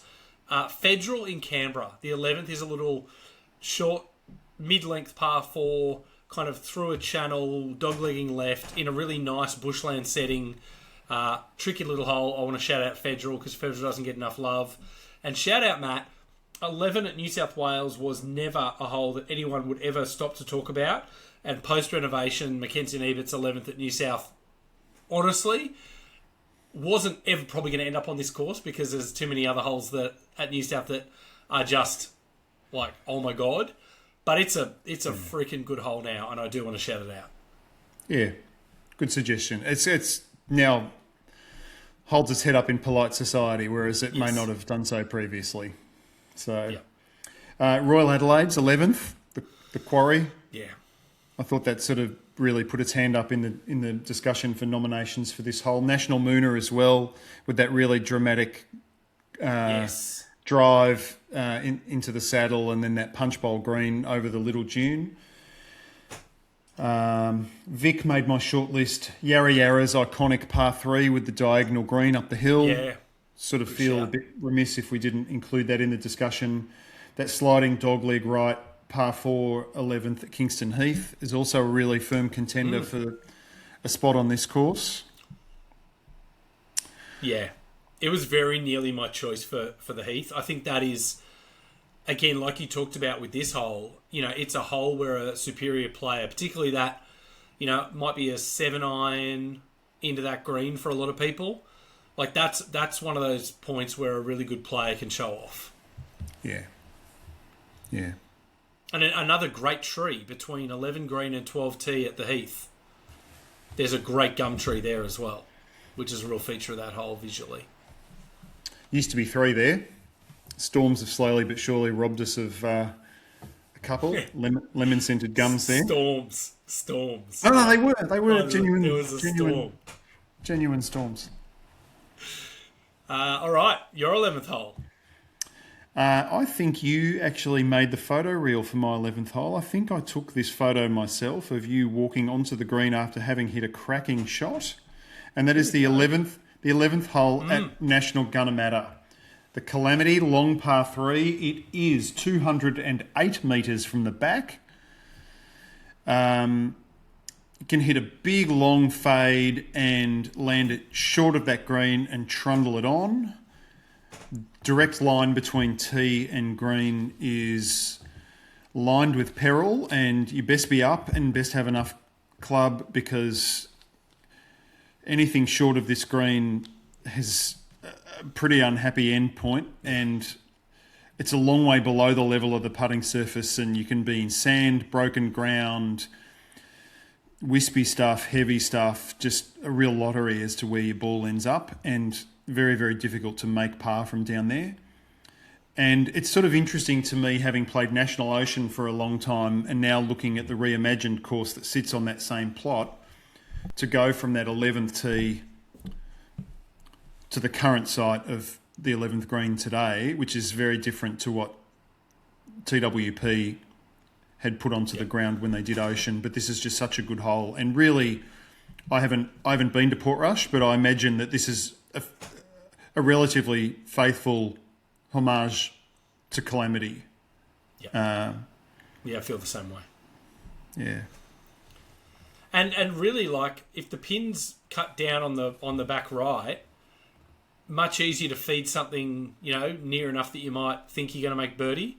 This pin, I'm not trying to glaze the shot that I've hit there, but like this pin up on the top left, like that makes it like a par 3.75 almost.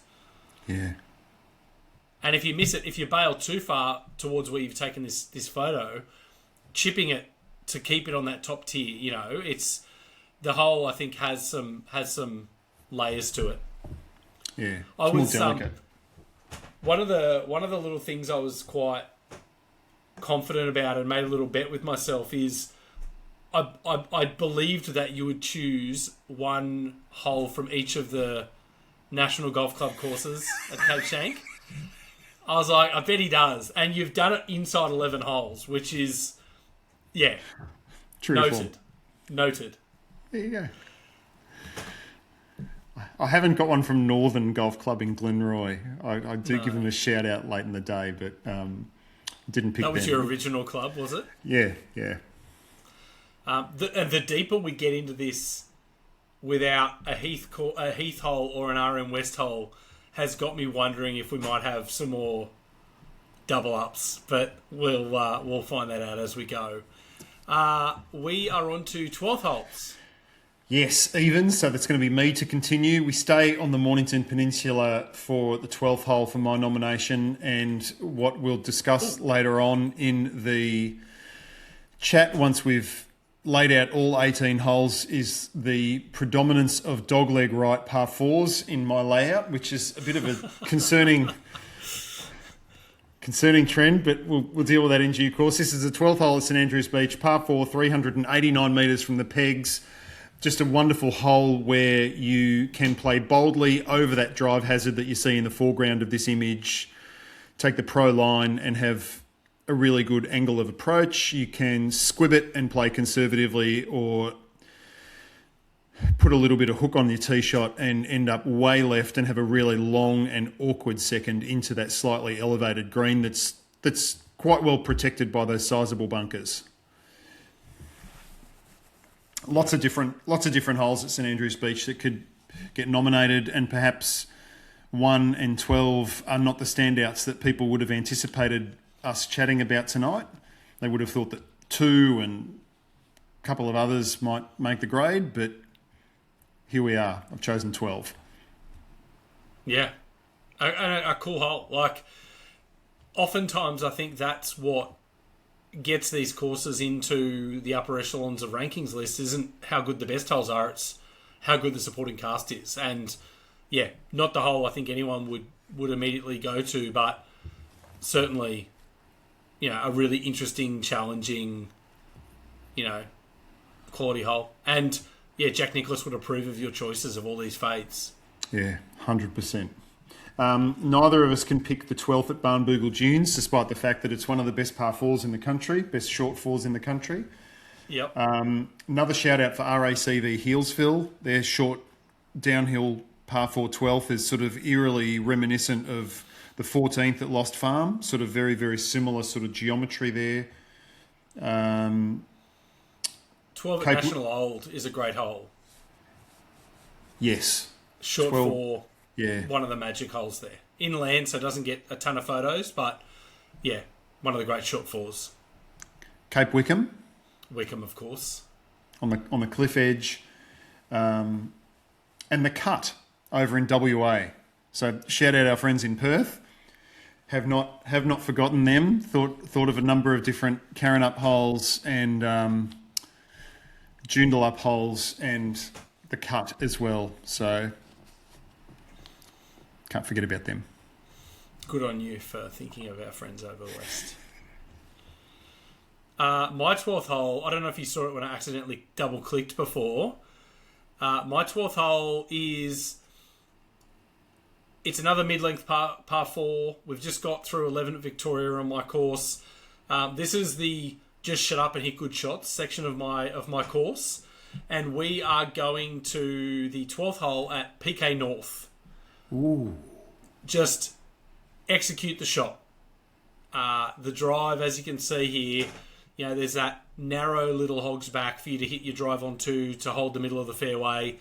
From there, I think last time, Matty, you and I played there, I hit a good drive. I had a 5-iron in. We're looking at 365 uphill off the back tee here. And just execute the shot. Separate those with the skill or the stomach for the challenge from those who don't. It's a really lovely spot standing up on that green, kind of overlooking the back 9 and the front 9 of South.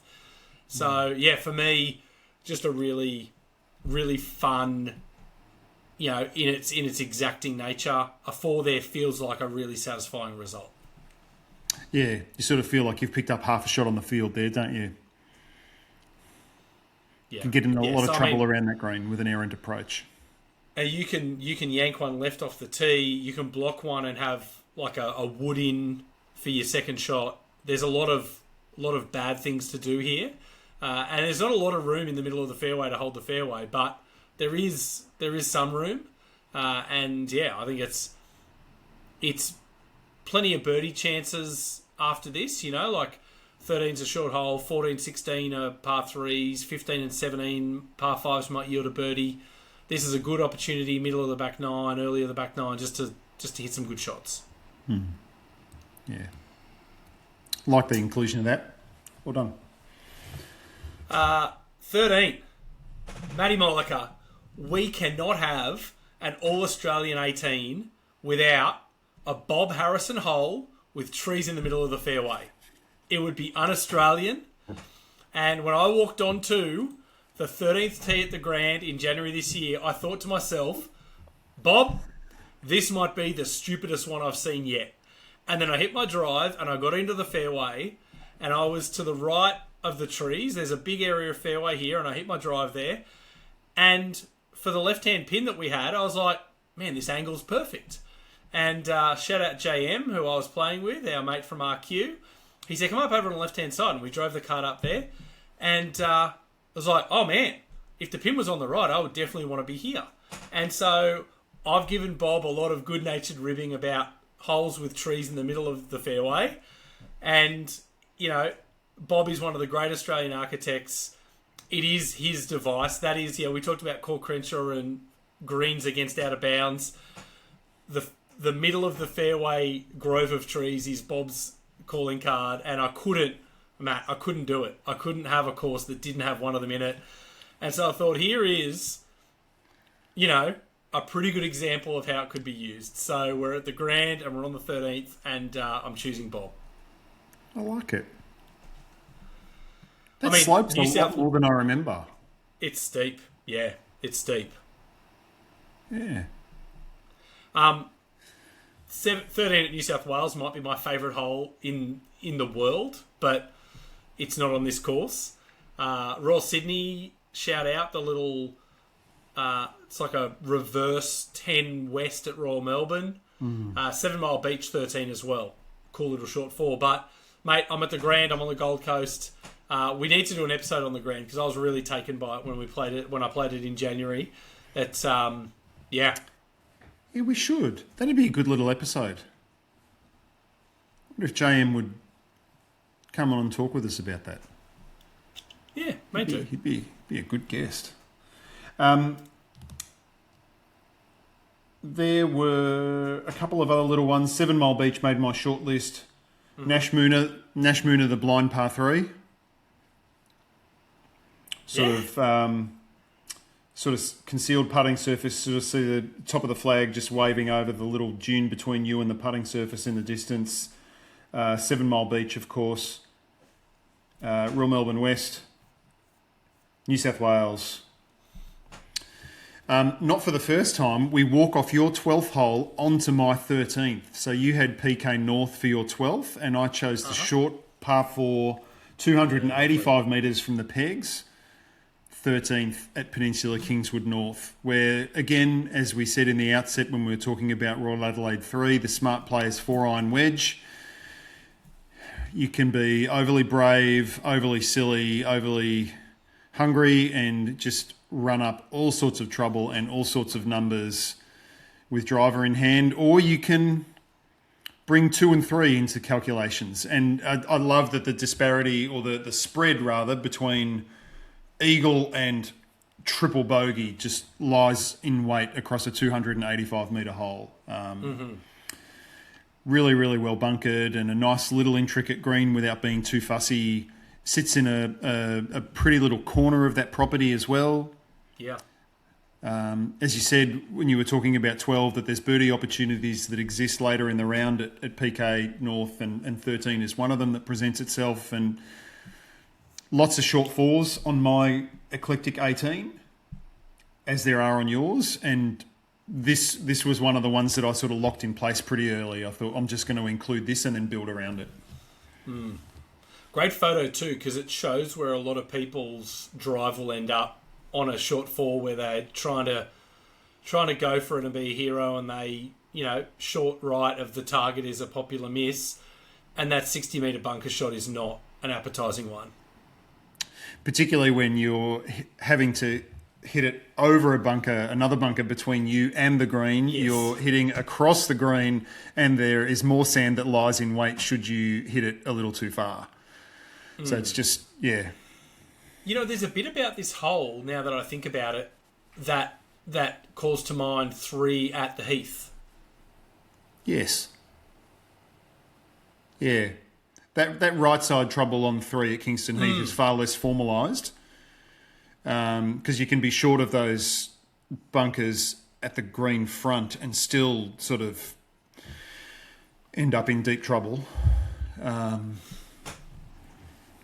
But the green being set from like 2 o'clock to 8 o'clock, the trouble short right with the little bunker, with the bigger bunker further from the green, sand over the back if you go too far.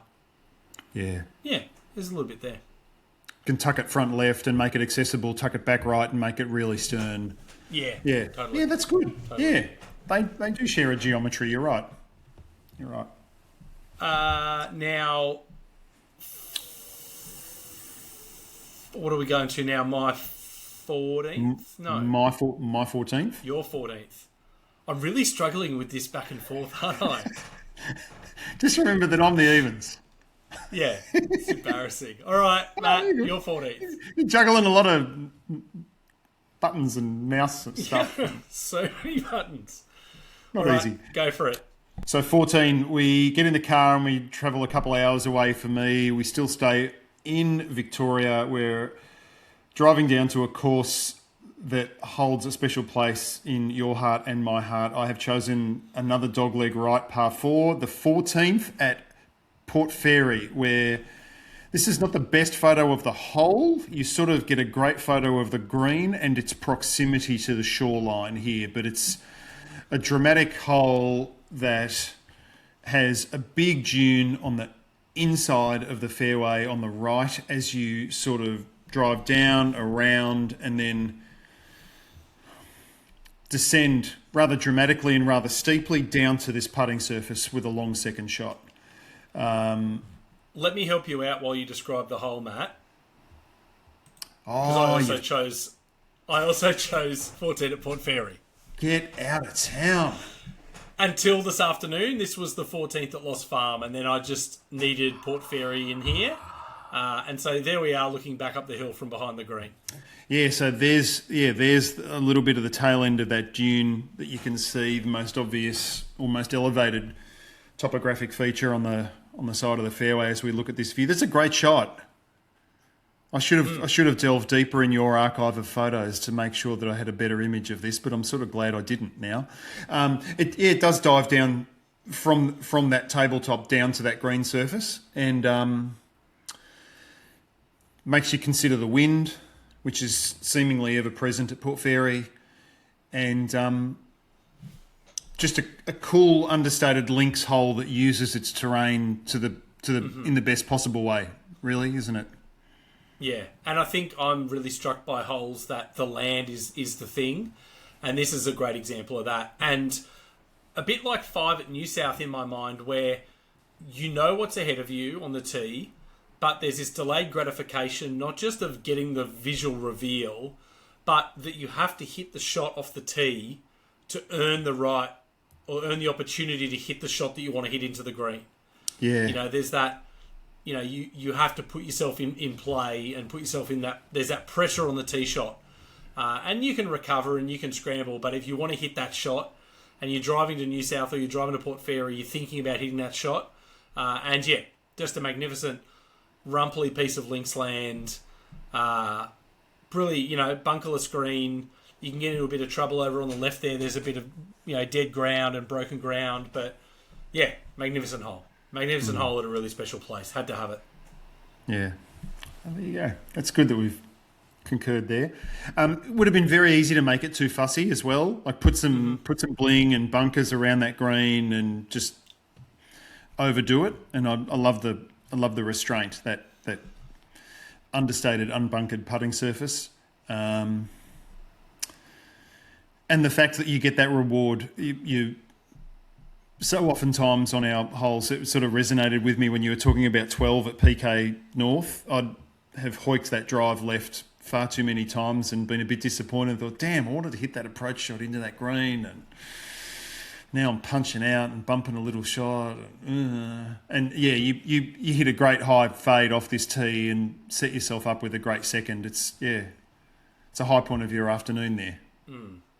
I have some great photos from the day this photo was taken, Matty, of you playing hickories in a three-piece suit. Yes. Yeah, that was that day. That was a long time ago. Wow. August 2019 it was. It was the day that Jofra Archer chinned Smudge at Lord's and knocked him out. Marnus Labuschagne made his test debut as a concussion substitute that night. Wow. Auspicious day. Watched that at Shane's house full of red wine. It was one of the great weekends away. Royal Canberra 14th hole was a nomination for me. The 14th and 15th, but 14th at Royal Canberra, great hole.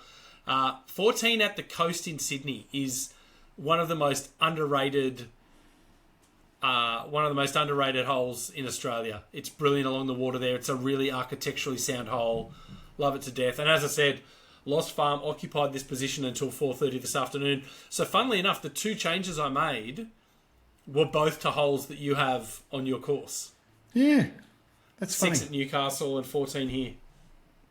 So my 14th nominations include 7 Mile Beach, PK South, the Coast, Lost Farm, New South Wales. How about that? Very close. Very close.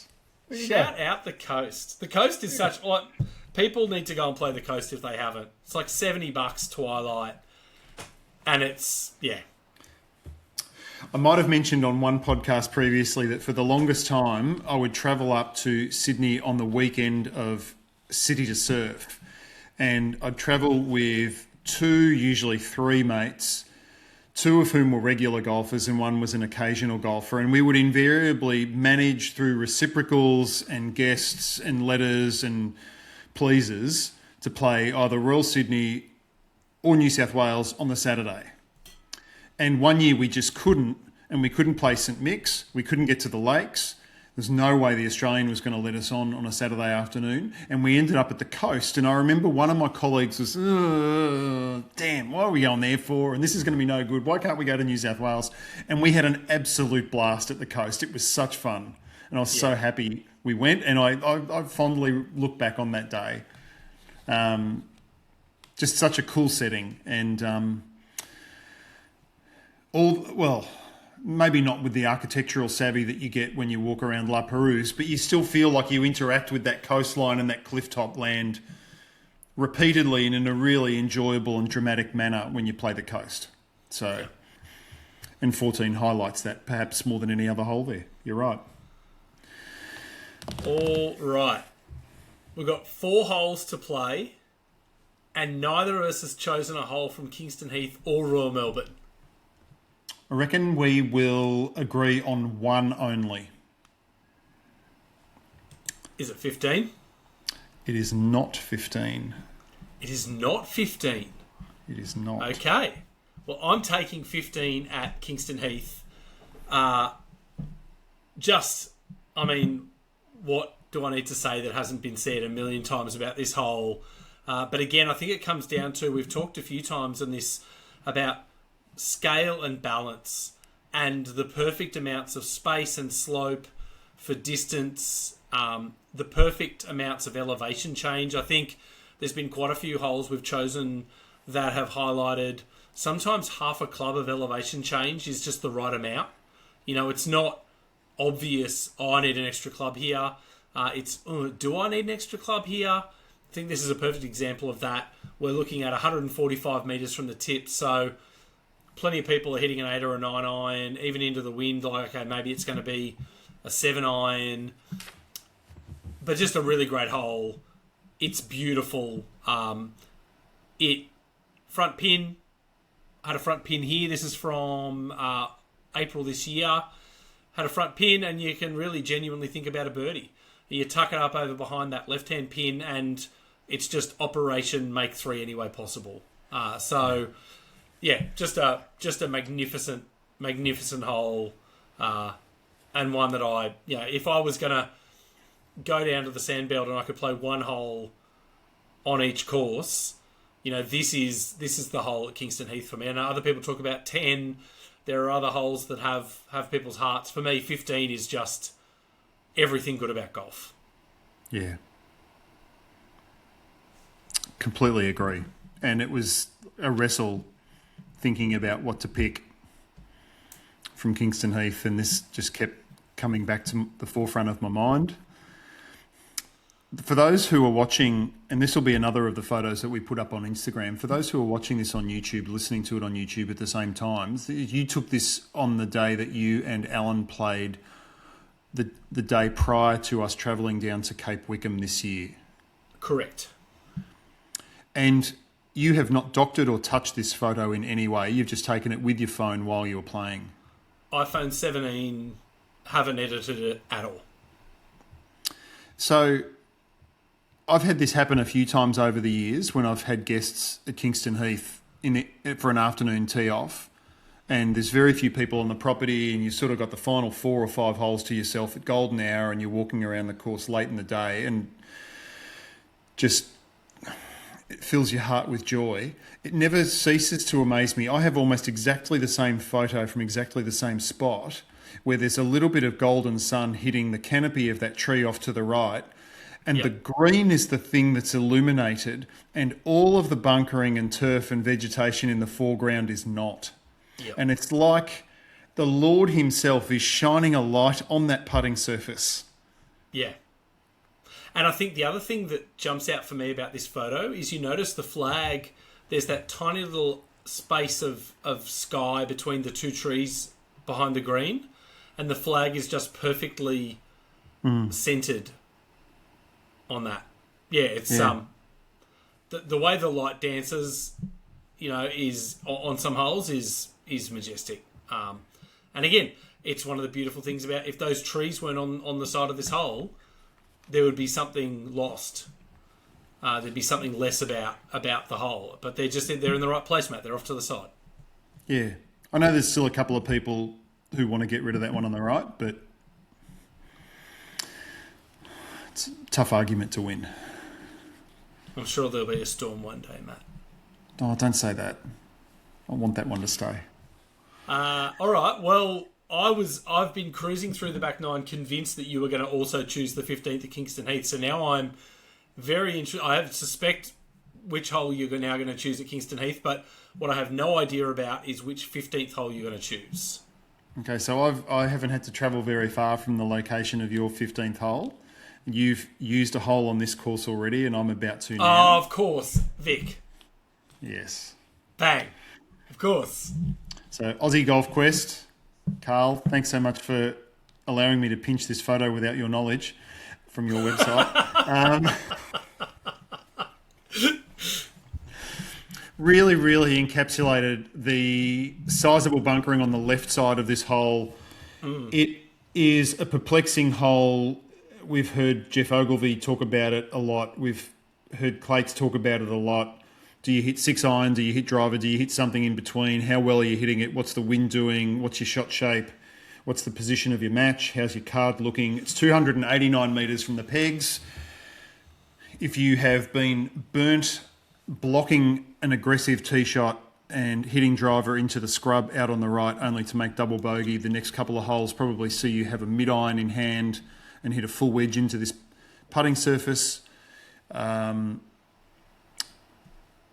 Again, one of those holes where anything from, well, really a 1. I think there's been 1s recorded on this before. It's a 7, an 8 and more, potentially, if people roll over the back and really make a hash of it down there near 10 green.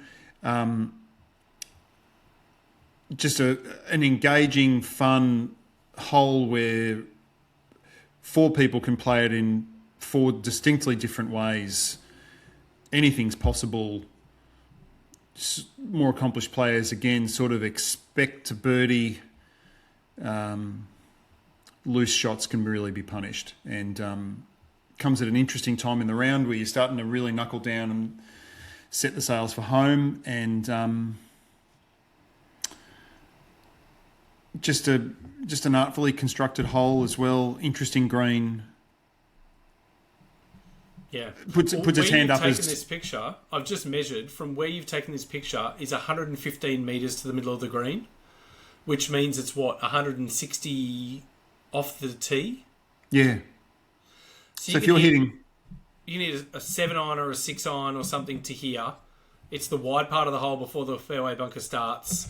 And then you've got a wedge into, a reasonably generous green. But... what if you hit driver? Yeah. Like, it's that tempter. But, but I could do this. It's, the perfect balance. Yeah, just enough to tempt and perplex. And we talked about 2 at St Andrews Beach and 4 at Barnbougle Dunes. This hole is perhaps a bit less iconic, but no less a quality hole. And I think it's on the dais for the best short threes in the country. Or short fours, rather, in the country. Yeah. No, I agree with that. Agree. Healesville, the short par 5, 15th at Healesville is a hole that I wanted to include. The great little, very narrow creek that just runs down, causes a ton of problems with your drive and your second shot, particularly if you're trying to go for it in 2. Awesome hole.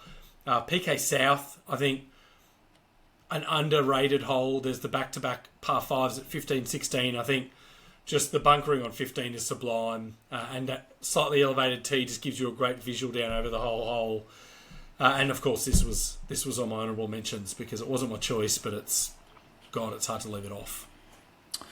Yeah, Barnbougle Dunes, National Mooner and National Gunnamatta, RAC Healesville made my shortlist as well. Yeah, plenty of good holes for 15. All so right. we're going back to Kingston Heath for 16. Thought we might be. Yep. So I was looking through your folio of photos and you took one from the tee. There's that dominant ridge, the main topographic feature across the entire property at Kingston Heath that influences play on so many holes. And you negotiate it with your second shot on 17, the green on 7, and 15 is benched into it. You traverse it with your tee shot on 9, and you traverse it with your tee shot on 16. You hit a good tee shot on 16 over that ridge into a blind fairway beyond. Hopefully you've found short grass on the right edge of the fairway where you are presented with this shot, and you're hitting to the left half of the shared green between 16 and 8. Always a hole that proves quite difficult during professional play. I think it's index 1 for most of the pro tournaments when all of the stats are looked at the completion of the events. Again, a microcosm of what really goes on at Kingston Heath. Some understated low-profile bunkering, some subtle and perhaps initially undiscernible green slopes that really influence plays. You can be right of that pin and pin high. You can sort of just faintly make out the location of that flag on the green in the distance there. And you're putting way more downhill than your feet perhaps tell you or your eyes allow you to realise. Ample room if you want to play conservatively and bump one up there, bump one short, pitch on and take your 5 and move on. Always a hole where you really want to do well and hit a good shot, make the turn for home and play those last 2 and complete your round in a solid fashion. Really cool hole. Yeah.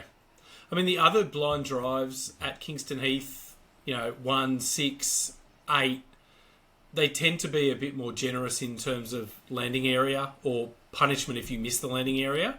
16 is, and again, it's that squeaky bum time with 40 minutes left in your round. If you've got a card going, it's the combination of the blindness. It's not narrow, but it's not generous. And if you miss, you're in tea tree, and if you're going to hit your ball again, you'll be on your knees, just kind of trying to move it 20 metres. It really is like a demanding moment in the round. Love it or hate it, it's a really striking hole. Yeah. And if you're an infrequent visitor to the Heath, you can walk off 15, leave your bag up near that green, and then sort of walk a tiny bit out into 16 fairway and just get a bit of a visual and think, okay, I'm standing on that tee down there. I've got to zip my drive over this spot, turn to your left a little bit and think, okay, it lines up with that tree canopy in the distance. So that's going to be my target when I'm back down on that tee, because you get down there and think, oh, hang on, I lost my visual and it's blind and I've got to go over that ridge. Where am I going again? And it rewards some composure and some thought prior to hitting your tee shot. Yeah.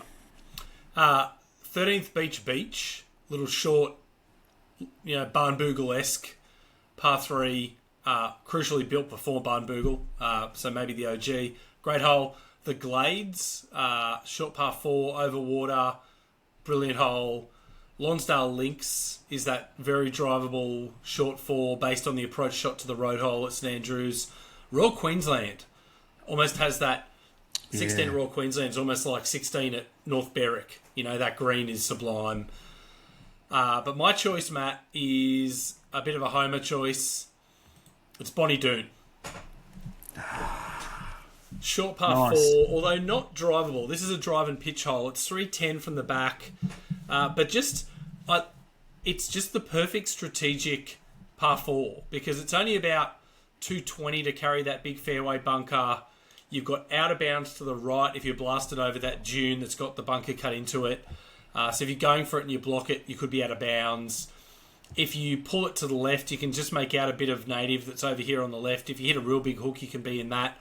But if you just pull your drive a bit, you might have a wedge, but it's downhill. You can see the greens tilting away from that part of the fairway. It's a really, really difficult shot. But then you get your line right, you hit it far enough, the ball's going to trundle down the hill and you're going to have 20 metres to the green, perfect angle. The green's almost a little bit like a gentle half pipe, so it's going to work your ball towards the flag. It just is the ultimate, almost meritocracy short 4, because everything you need to know is visible from the tee. It does what it looks like it does. There's no tricks. And if you knock it a little bit out of position, you've got the opportunity to hit the shot. But, you want to be able to put 10,000 revs and flight the ball just right for that wedge to have a chance of holding. So, again, it's going to reward the better player. I love that the top line of the fairway bunker sort of underscores the front edge of the green. Yeah. They sit very nicely together visually. Just a really great hole. And if you saw the hole that existed here before Ogilvy Clayton did their renovation, there was about 25 pine trees on the corner where that bunker is. It was an absolutely abhorrent golf hole. And, I think just on a golf course full of great holes that were pulled out of, nothing, this is the one that, for me, any round at Bonnie Doon, I'm pumped and excited to get to play 16. Yeah. I remember seeing it when it was all sand, that trip that we took to Elliston years ago where we played the Oz and played at Bonnie Doon, and this little pocket, the par 3 before it and this little pocket were being constructed. Yes. Yeah, cool it's just hole. A cool hole. Yeah. Very cool hole. Now, this is either shout out Warren Smith or I stole it off Facebook. I can't remember. Warren sent me a bunch of pictures, but I can't remember which one I used. But yeah, just a magnificent, magnificent hole. And I had to include one more from Sydney, so. Has a bit of Warren-esque artistic flair. Does. Yeah. Does. A number of long threes at 16, so Victoria, Royal Melbourne West. So counterpoints to 13th Beach, your little precursor to Tom's Little Devil. And then in the middle there, you've got Royal Melbourne East. Yeah. Which is just such a picturesque hole, and a hole that's always destined to put its hand up and say, hey, don't forget me. Please include me on the composite. Yeah. Yeah. Or on Eclectic 18. So we've got an odd number for 17. And I think I know where you're going with this. Yeah. So this is your penultimate hole, and I get the feeling it's probably going to be my penultimate hole as well. I think it might be. And as I've said earlier in this exercise, I love holes where you need to earn the right to have the shot. You need to earn the angle. And 17 at Royal Melbourne West is maybe, I was going to say in Australian golf, maybe in world golf, in terms of the combination of that strategy and brilliant landforms and just pure golf.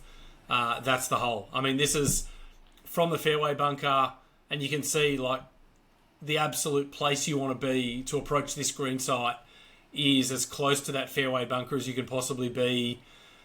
Shout out TC, who is a little bit too far left and is paying the price.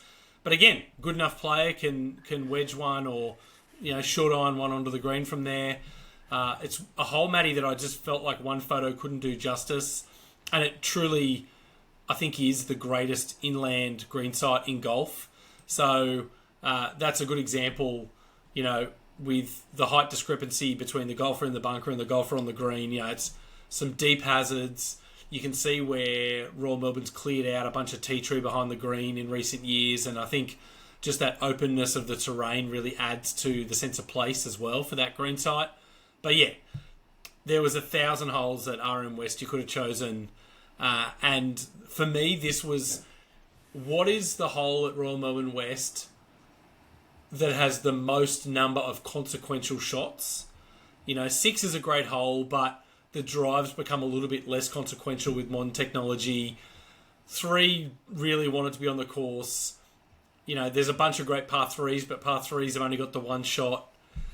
17 for me is all of the stuff that makes Royal Melbourne one of the best, probably 5 courses in the world. 17 shows it off. Yeah, it's the quintessential RM hole, and it's a perfect dogleg left. TC's got some company in that bunker. Like I should get my mail delivered to that bunker. I tell you what. And it's precisely where you want to be. Like you just think, I just want to be here. Like I just want to be adjacent to it. So this is a much older photo. So all of that. The vegetation is noticeable. So if you want to flick back to the earlier image that you had within yours.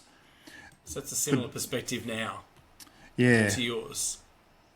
Yeah, and there's a mirroring to some degree of that exposed sand beyond the 17th putting surface now that sort of shares some sort of spatial similarity with the more formalised sand to the right of the green. If you just want to flick foot, that's the image I was after. The thing that I remember when I first ever went to Royal Melbourne that I always sort of notice and appreciate, like that formalised edge of the hazard at the putting surface and how it just sort of bleeds into this indiscernible margin at the opposite end of the hazard. So you've sort of got this indeterminate margin between sand and just native untouched terrain. And that's probably a lot harder to maintain and have looking like it's not maintained, if you get what I mean, than most people realise. And I think that's present in that fairway bunk. Not so much. There is more of a clear delineation there. But again, though, that broken ground off to the left sort of echoes the bunker and ties the bunker into the native without there being, Don't know about this Lamandra on the bunker lit, but that will have gone by now. There's periodically a little bit of 2023, But I mean the difference in visual between that with the cleared out, a bit of depth behind the green versus yours. It just, again, and it's one of these things, the great golf courses, the great golf clubs, they're just constantly tweaking the little 1%ers and refining little bits and pieces that most people would probably play the hole before and after and not notice. But, it also, removing vegetation allows light, airflow, less competition from tree roots for, to compete with turf. Like, there are so many benefits to doing that. But visually, I think it's such a enhanced golf hole with that stuff gone. Yeah. Same. Much more biodiversity at the back of that green. That green slopes pretty aggressively from back to front. In huge storms, we've had some rain damage to that green in times past, where you've just had this torrent of water that's sort of flown across that putting surface, and now there's a bit more of it absorbed by that broken ground and exposed sand at the rear as well. So that's a nice little byproduct of that change. Not totally surprised that we both picked 17. No, when you didn't pick 3, I was pretty sure we were both going to have 17. Yeah.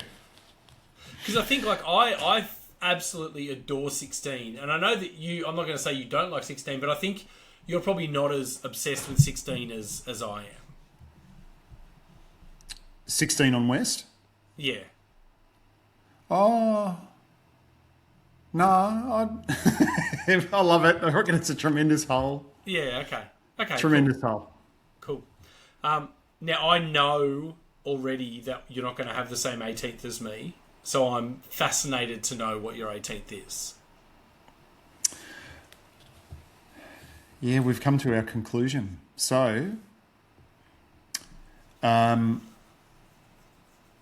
we didn't play this as the 18th hole when we played it together.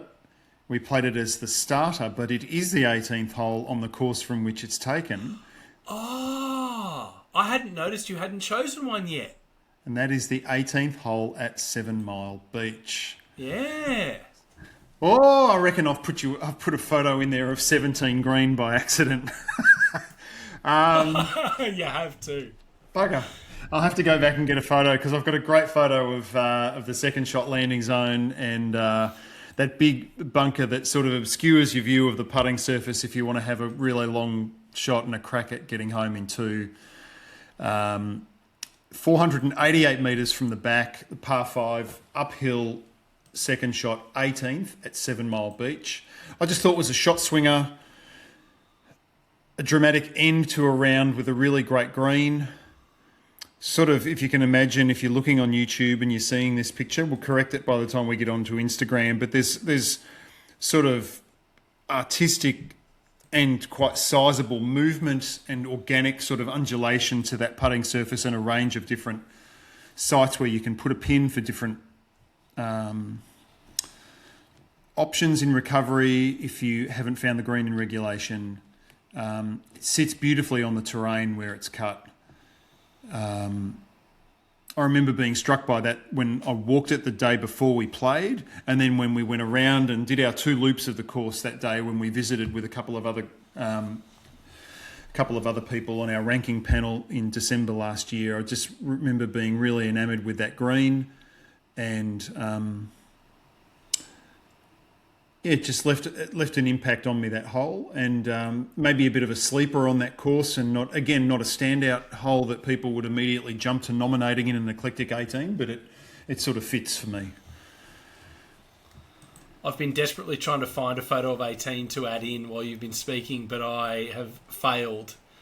I have failed to scroll through in time. So I'll find one. Yeah. No, but it is a very iconic, identifiable hole, and I think, yeah, it's quite a fitting end to a pretty adventurous walk and adventurous round of golf at 7 Mile. So, yeah, cool way to finish your course. I like it. So I'm keen to see what you've got as your home hole. So I've also got a par 5, and look, there might be 18th holes that are better holes, but I think this is the best finishing hole.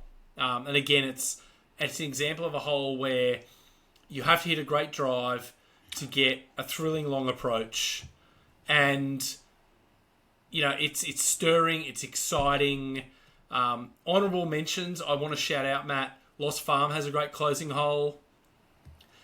West, East at Royal Melbourne. North, South at PK. Royal Sydney, since Gill did his renovation, brilliant finishing hole. Wickham, as we discussed, sublime. National Old, I love. Little, drive and pitch, kind of short par 4 is a great way to finish that. St Andrews Beach is an 18th hole that not many people really, get pumped about. But I'm choosing, because this is an All-Australian 18 and I've wanted to really bring some Australia into my course. Do you recognise this shot? I do. Got to hit a good drive up to the top of the hill, Matt. You've got to put yourself in position to earn the shot you've dreamt about at Bonneville. It's 18 at Bonneville, Matt. I'm shocked. Bonneville is not a great golf course, but Bonneville does have some great moments. And I always love playing the 18th at Bonneville. You know, you get the drive away, you've got, maybe it's a hybrid in this day and age from the top of the hill. You know, you can bail right. The creek's, you know, there's a bit of space between the green and the creek on the right. On the left, not so much. It's going to slope down. To me, Matt, this is... I'm not kind of taking the piss. I'm not really taking the piss. I do genuinely love this hole. And I just think that the clubhouse is quite unique. You know, it's been this round of golf through the trees, and it's very Australian in setting. We're just outside Coffs Harbour in mid-north New South Wales. And I love this shot. I love hitting this shot. I love driving up the hill in the cart after I've hit the drive, knowing that I've earned the right to hit this shot. And I just think, as a closer, I thought about a few different options, but I just wanted to... I wanted to go out this way. Did not think we'd be mentioning Bonneville in this podcast episode, but there we are. Neither did I, but here we go. 18 at Bonneville. Have you played Bonneville? I have once, a long time ago. Oh, God. 2010, maybe? Okay. I'm going to do a wellness check on Clates when he listens to this. Mate, it's a fun hole. It's a good hole. Yeah, you've sold it well. Like, you've articulated the reasons why you've selected it, and you're right. Like, it's yeah. Lots of different contenders. RACV Healesville is another short four that could make our all-star short four 18 of Australia. Lost Farm, both of them at Royal, both of them at PK, Royal Sydney, St Andrews Beach I had, interestingly enough, and Wickham. Wickham, there's got to be a lot of love for Wickham's 18th. And I think when that seawall goes in and it's fortified and the long-term future of that hole is ensured, that's going to be the closer on a lot of people's all-star layouts. Nice. Now, I've got a couple of little eclectic nominations, and I can't remember if I mentioned these to you or if you wanted to go down the path of saying I'm going to give you some category winners for each of these. Yep, I've got them. Lots and lots of courses in Australia seem to have a spare hole or a 19th hole that they sort of slot in somewhere through the routing or tack on at the end. And there's an honourable mention to Glenelg. I love the little one at New South Wales where there seemed to be an abundance of holes in one. Yep. With one or two feeder pins. Kingston Heath's really, really good. We both used Kingston Heath, however, so I'm going to go to Metropolitan for their 5A or their 19th hole, their extra par 3. Which I think I have that too. Isn't that I think that's RIP, the Clates version at least. So it had a tiny little Crafter Mogford rework. Okay. I thought it was sort of deleted. Okay. That was my choice. I've not played the Crafter Mogford version, so my choice was RIP Clates' 19th at Metro. Sits in the same spot and yeah, cool. Okay. Same but different. If you had played the first one 7 years ago, and then went back next year and played, I'm not sure that there'd be a lot of discernible difference for you. So, Kingston Heath, Royal Adelaide's got a tiny little one at the back of the 17th green before you play 18, just a little flick wedge that they sort of sub in when they're doing some work on another hole. Do you know what else they've done, which is cool, is they've also now built a green about 2/3 of the way up the 9th hole on the left in the trees. So they can also play 9 as a 4 and then a 3 to add a hole to the round, which is a clever way of having a 19th without having a 19th. There's an amazing spot and this tiny little bit of broken ground and a slight dip off to the side of the 6th fairway about 2/3 of the way up. And if you wanted to turn the 6th into a short 4 at Royal Adelaide and then go to the existing 6th green as a little flick par 3 uphill, you could do that as well. Yeah, clever. Always looked at that little patch of ground and thought, man, I'd love to put a green there. So, halfway house. Yep. Cheating a little bit, but my halfway house is at Frankston. It's the clubhouse at Frankston. It's the perfect... Yeah. It's the perfect halfway house. Play that. It could almost be the perfect clubhouse. Unstaffed. Put your meat in the fridge to barbecue yourself. Leave your beers in an esky. That's to me one of the really many cool things about Frankston. One of them is that clubhouse. So yeah. I've got a different entry for clubhouse, so I decided to sneak Frankston in as the halfway house. Nice. I've given the halfway house nod to Royal Adelaide. Oh yeah, up on the hill there. That's a good suggestion. Just before 12T. So that seems to be really just functional and well used and doesn't disrupt play and And you visit it after 7 on the way to 8, and then you can visit it after 11 on the way to 12 as well, which is yeah. I'd forgotten about that. That's a really good suggestion. Clubhouse, I've gone Cathedral Lodge, Cathedral Golf Club, a place that I hope everyone gets to see at some point in their golfing days in Australia. I think it's the perfect clubhouse. Okay. Very cool. I'm choosing one that I haven't actually been inside because I was racing to go and either play somewhere else in the afternoon or get to the airport. But Barwon Heads. Barwon Heads is gorgeous. Well, really adds to the sense of playing that course. And of course, they've spent $20 or $30 million on it recently, and I desperately want to get back and play Barwon Heads again and to spend some quality time in and with that clubhouse. So that might be a good trip for us to do an episode where we stay down there and sort of have a look at the clubhouse and play the course. That's episode worthy, definitely. The interior of that clubhouse redo is just sublime. It will knock your socks off. Can I just ask a random, unrelated question? You just had your up. Are you wearing your watch over your jumper? Yeah, it's sort of snuck out. It was underneath, and now it's sort of gone over. I thought that was like a conscious, No, it just snuck out. You'd strapped it up over the top of it. I was like, okay, that's a choice. Anyhow. Not one I've consciously made. Post-round order for a meal. Did I ask you for one of those?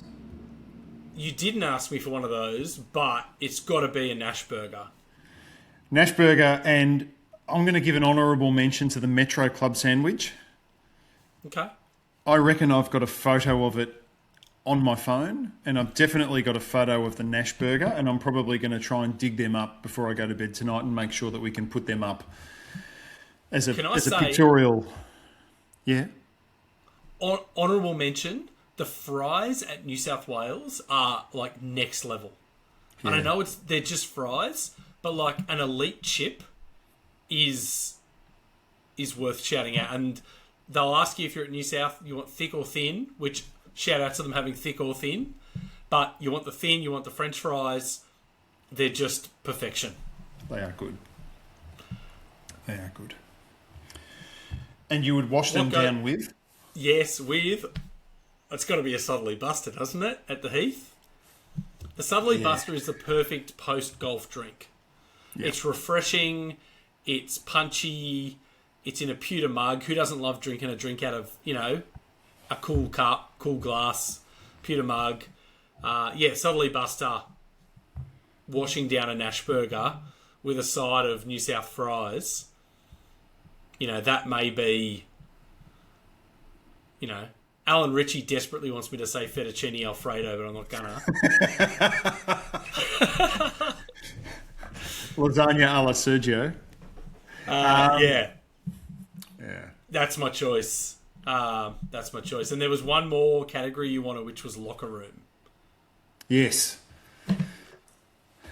I've chosen Bonnie Doon because it has not been touched, and the metal, the old lockers, the wooden benches that got all spike indentations from where people have been doing their shoes up back in the day with metal spikes.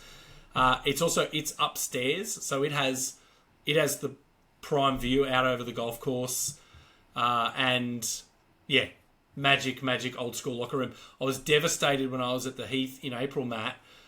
After they did the locker room originally, they left all the old metal lockers in there. And then I went back and I hadn't been there in a few years, and they've now got all these modern looking things there, and my heart kind of sank a little bit when I saw that, because I always loved the old dodgy lockers in the modern renovated locker room. I thought that was a cool little mismatch. Yeah, the mesh front on them and that tiny little latch where people would just put one T in to secure the latch and not put a lock on it. And yeah.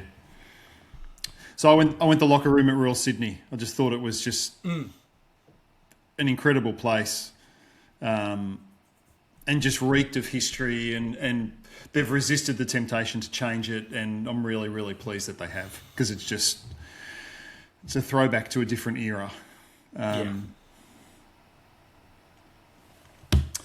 All right. So 1, 2, 3, 4, 5 holes that we both chose.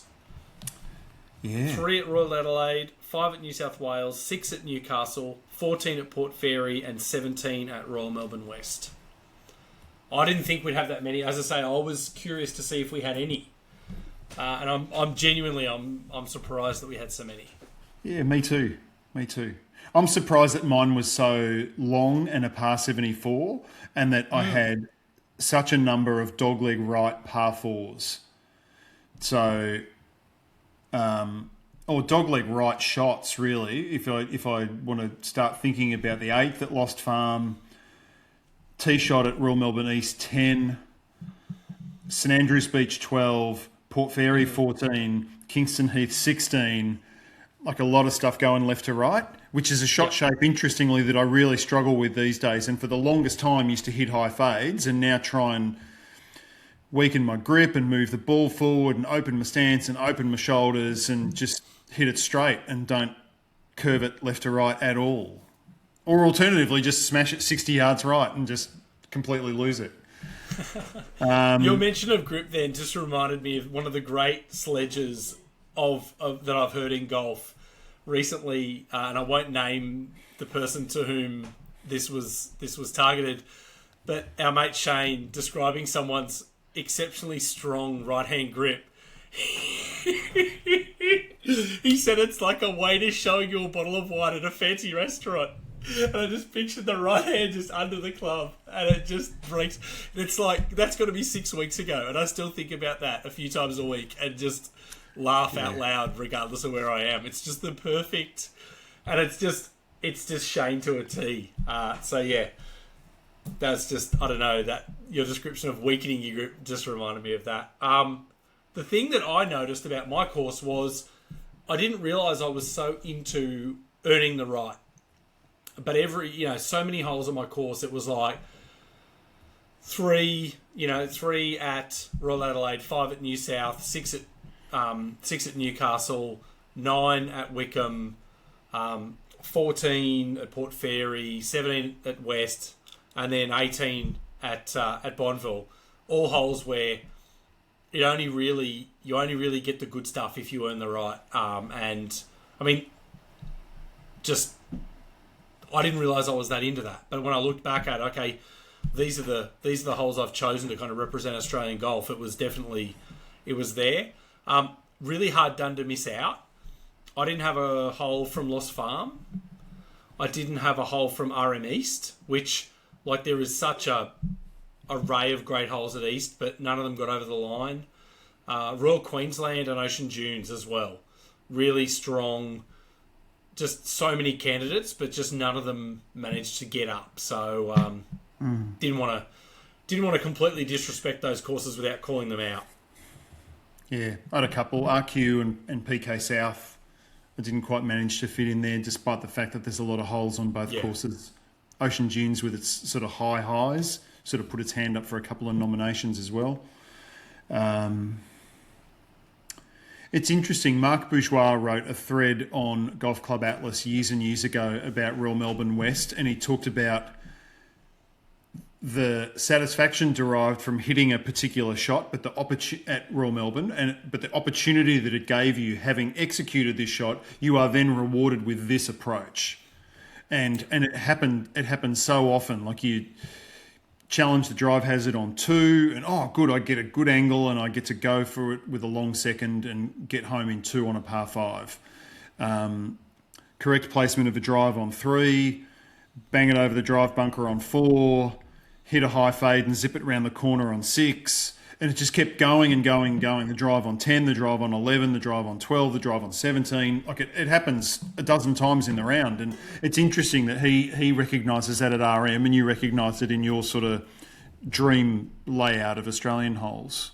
Yeah, I reckon a lot of people feel that, and they have this slight sense of anxiety or a hope that they execute, in part for that shot, but in part for what it affords them 230 yards away. And whether or not they would articulate it as you have, I think they enjoy that part of golf a lot. You're right. Well, we did it. We got through it.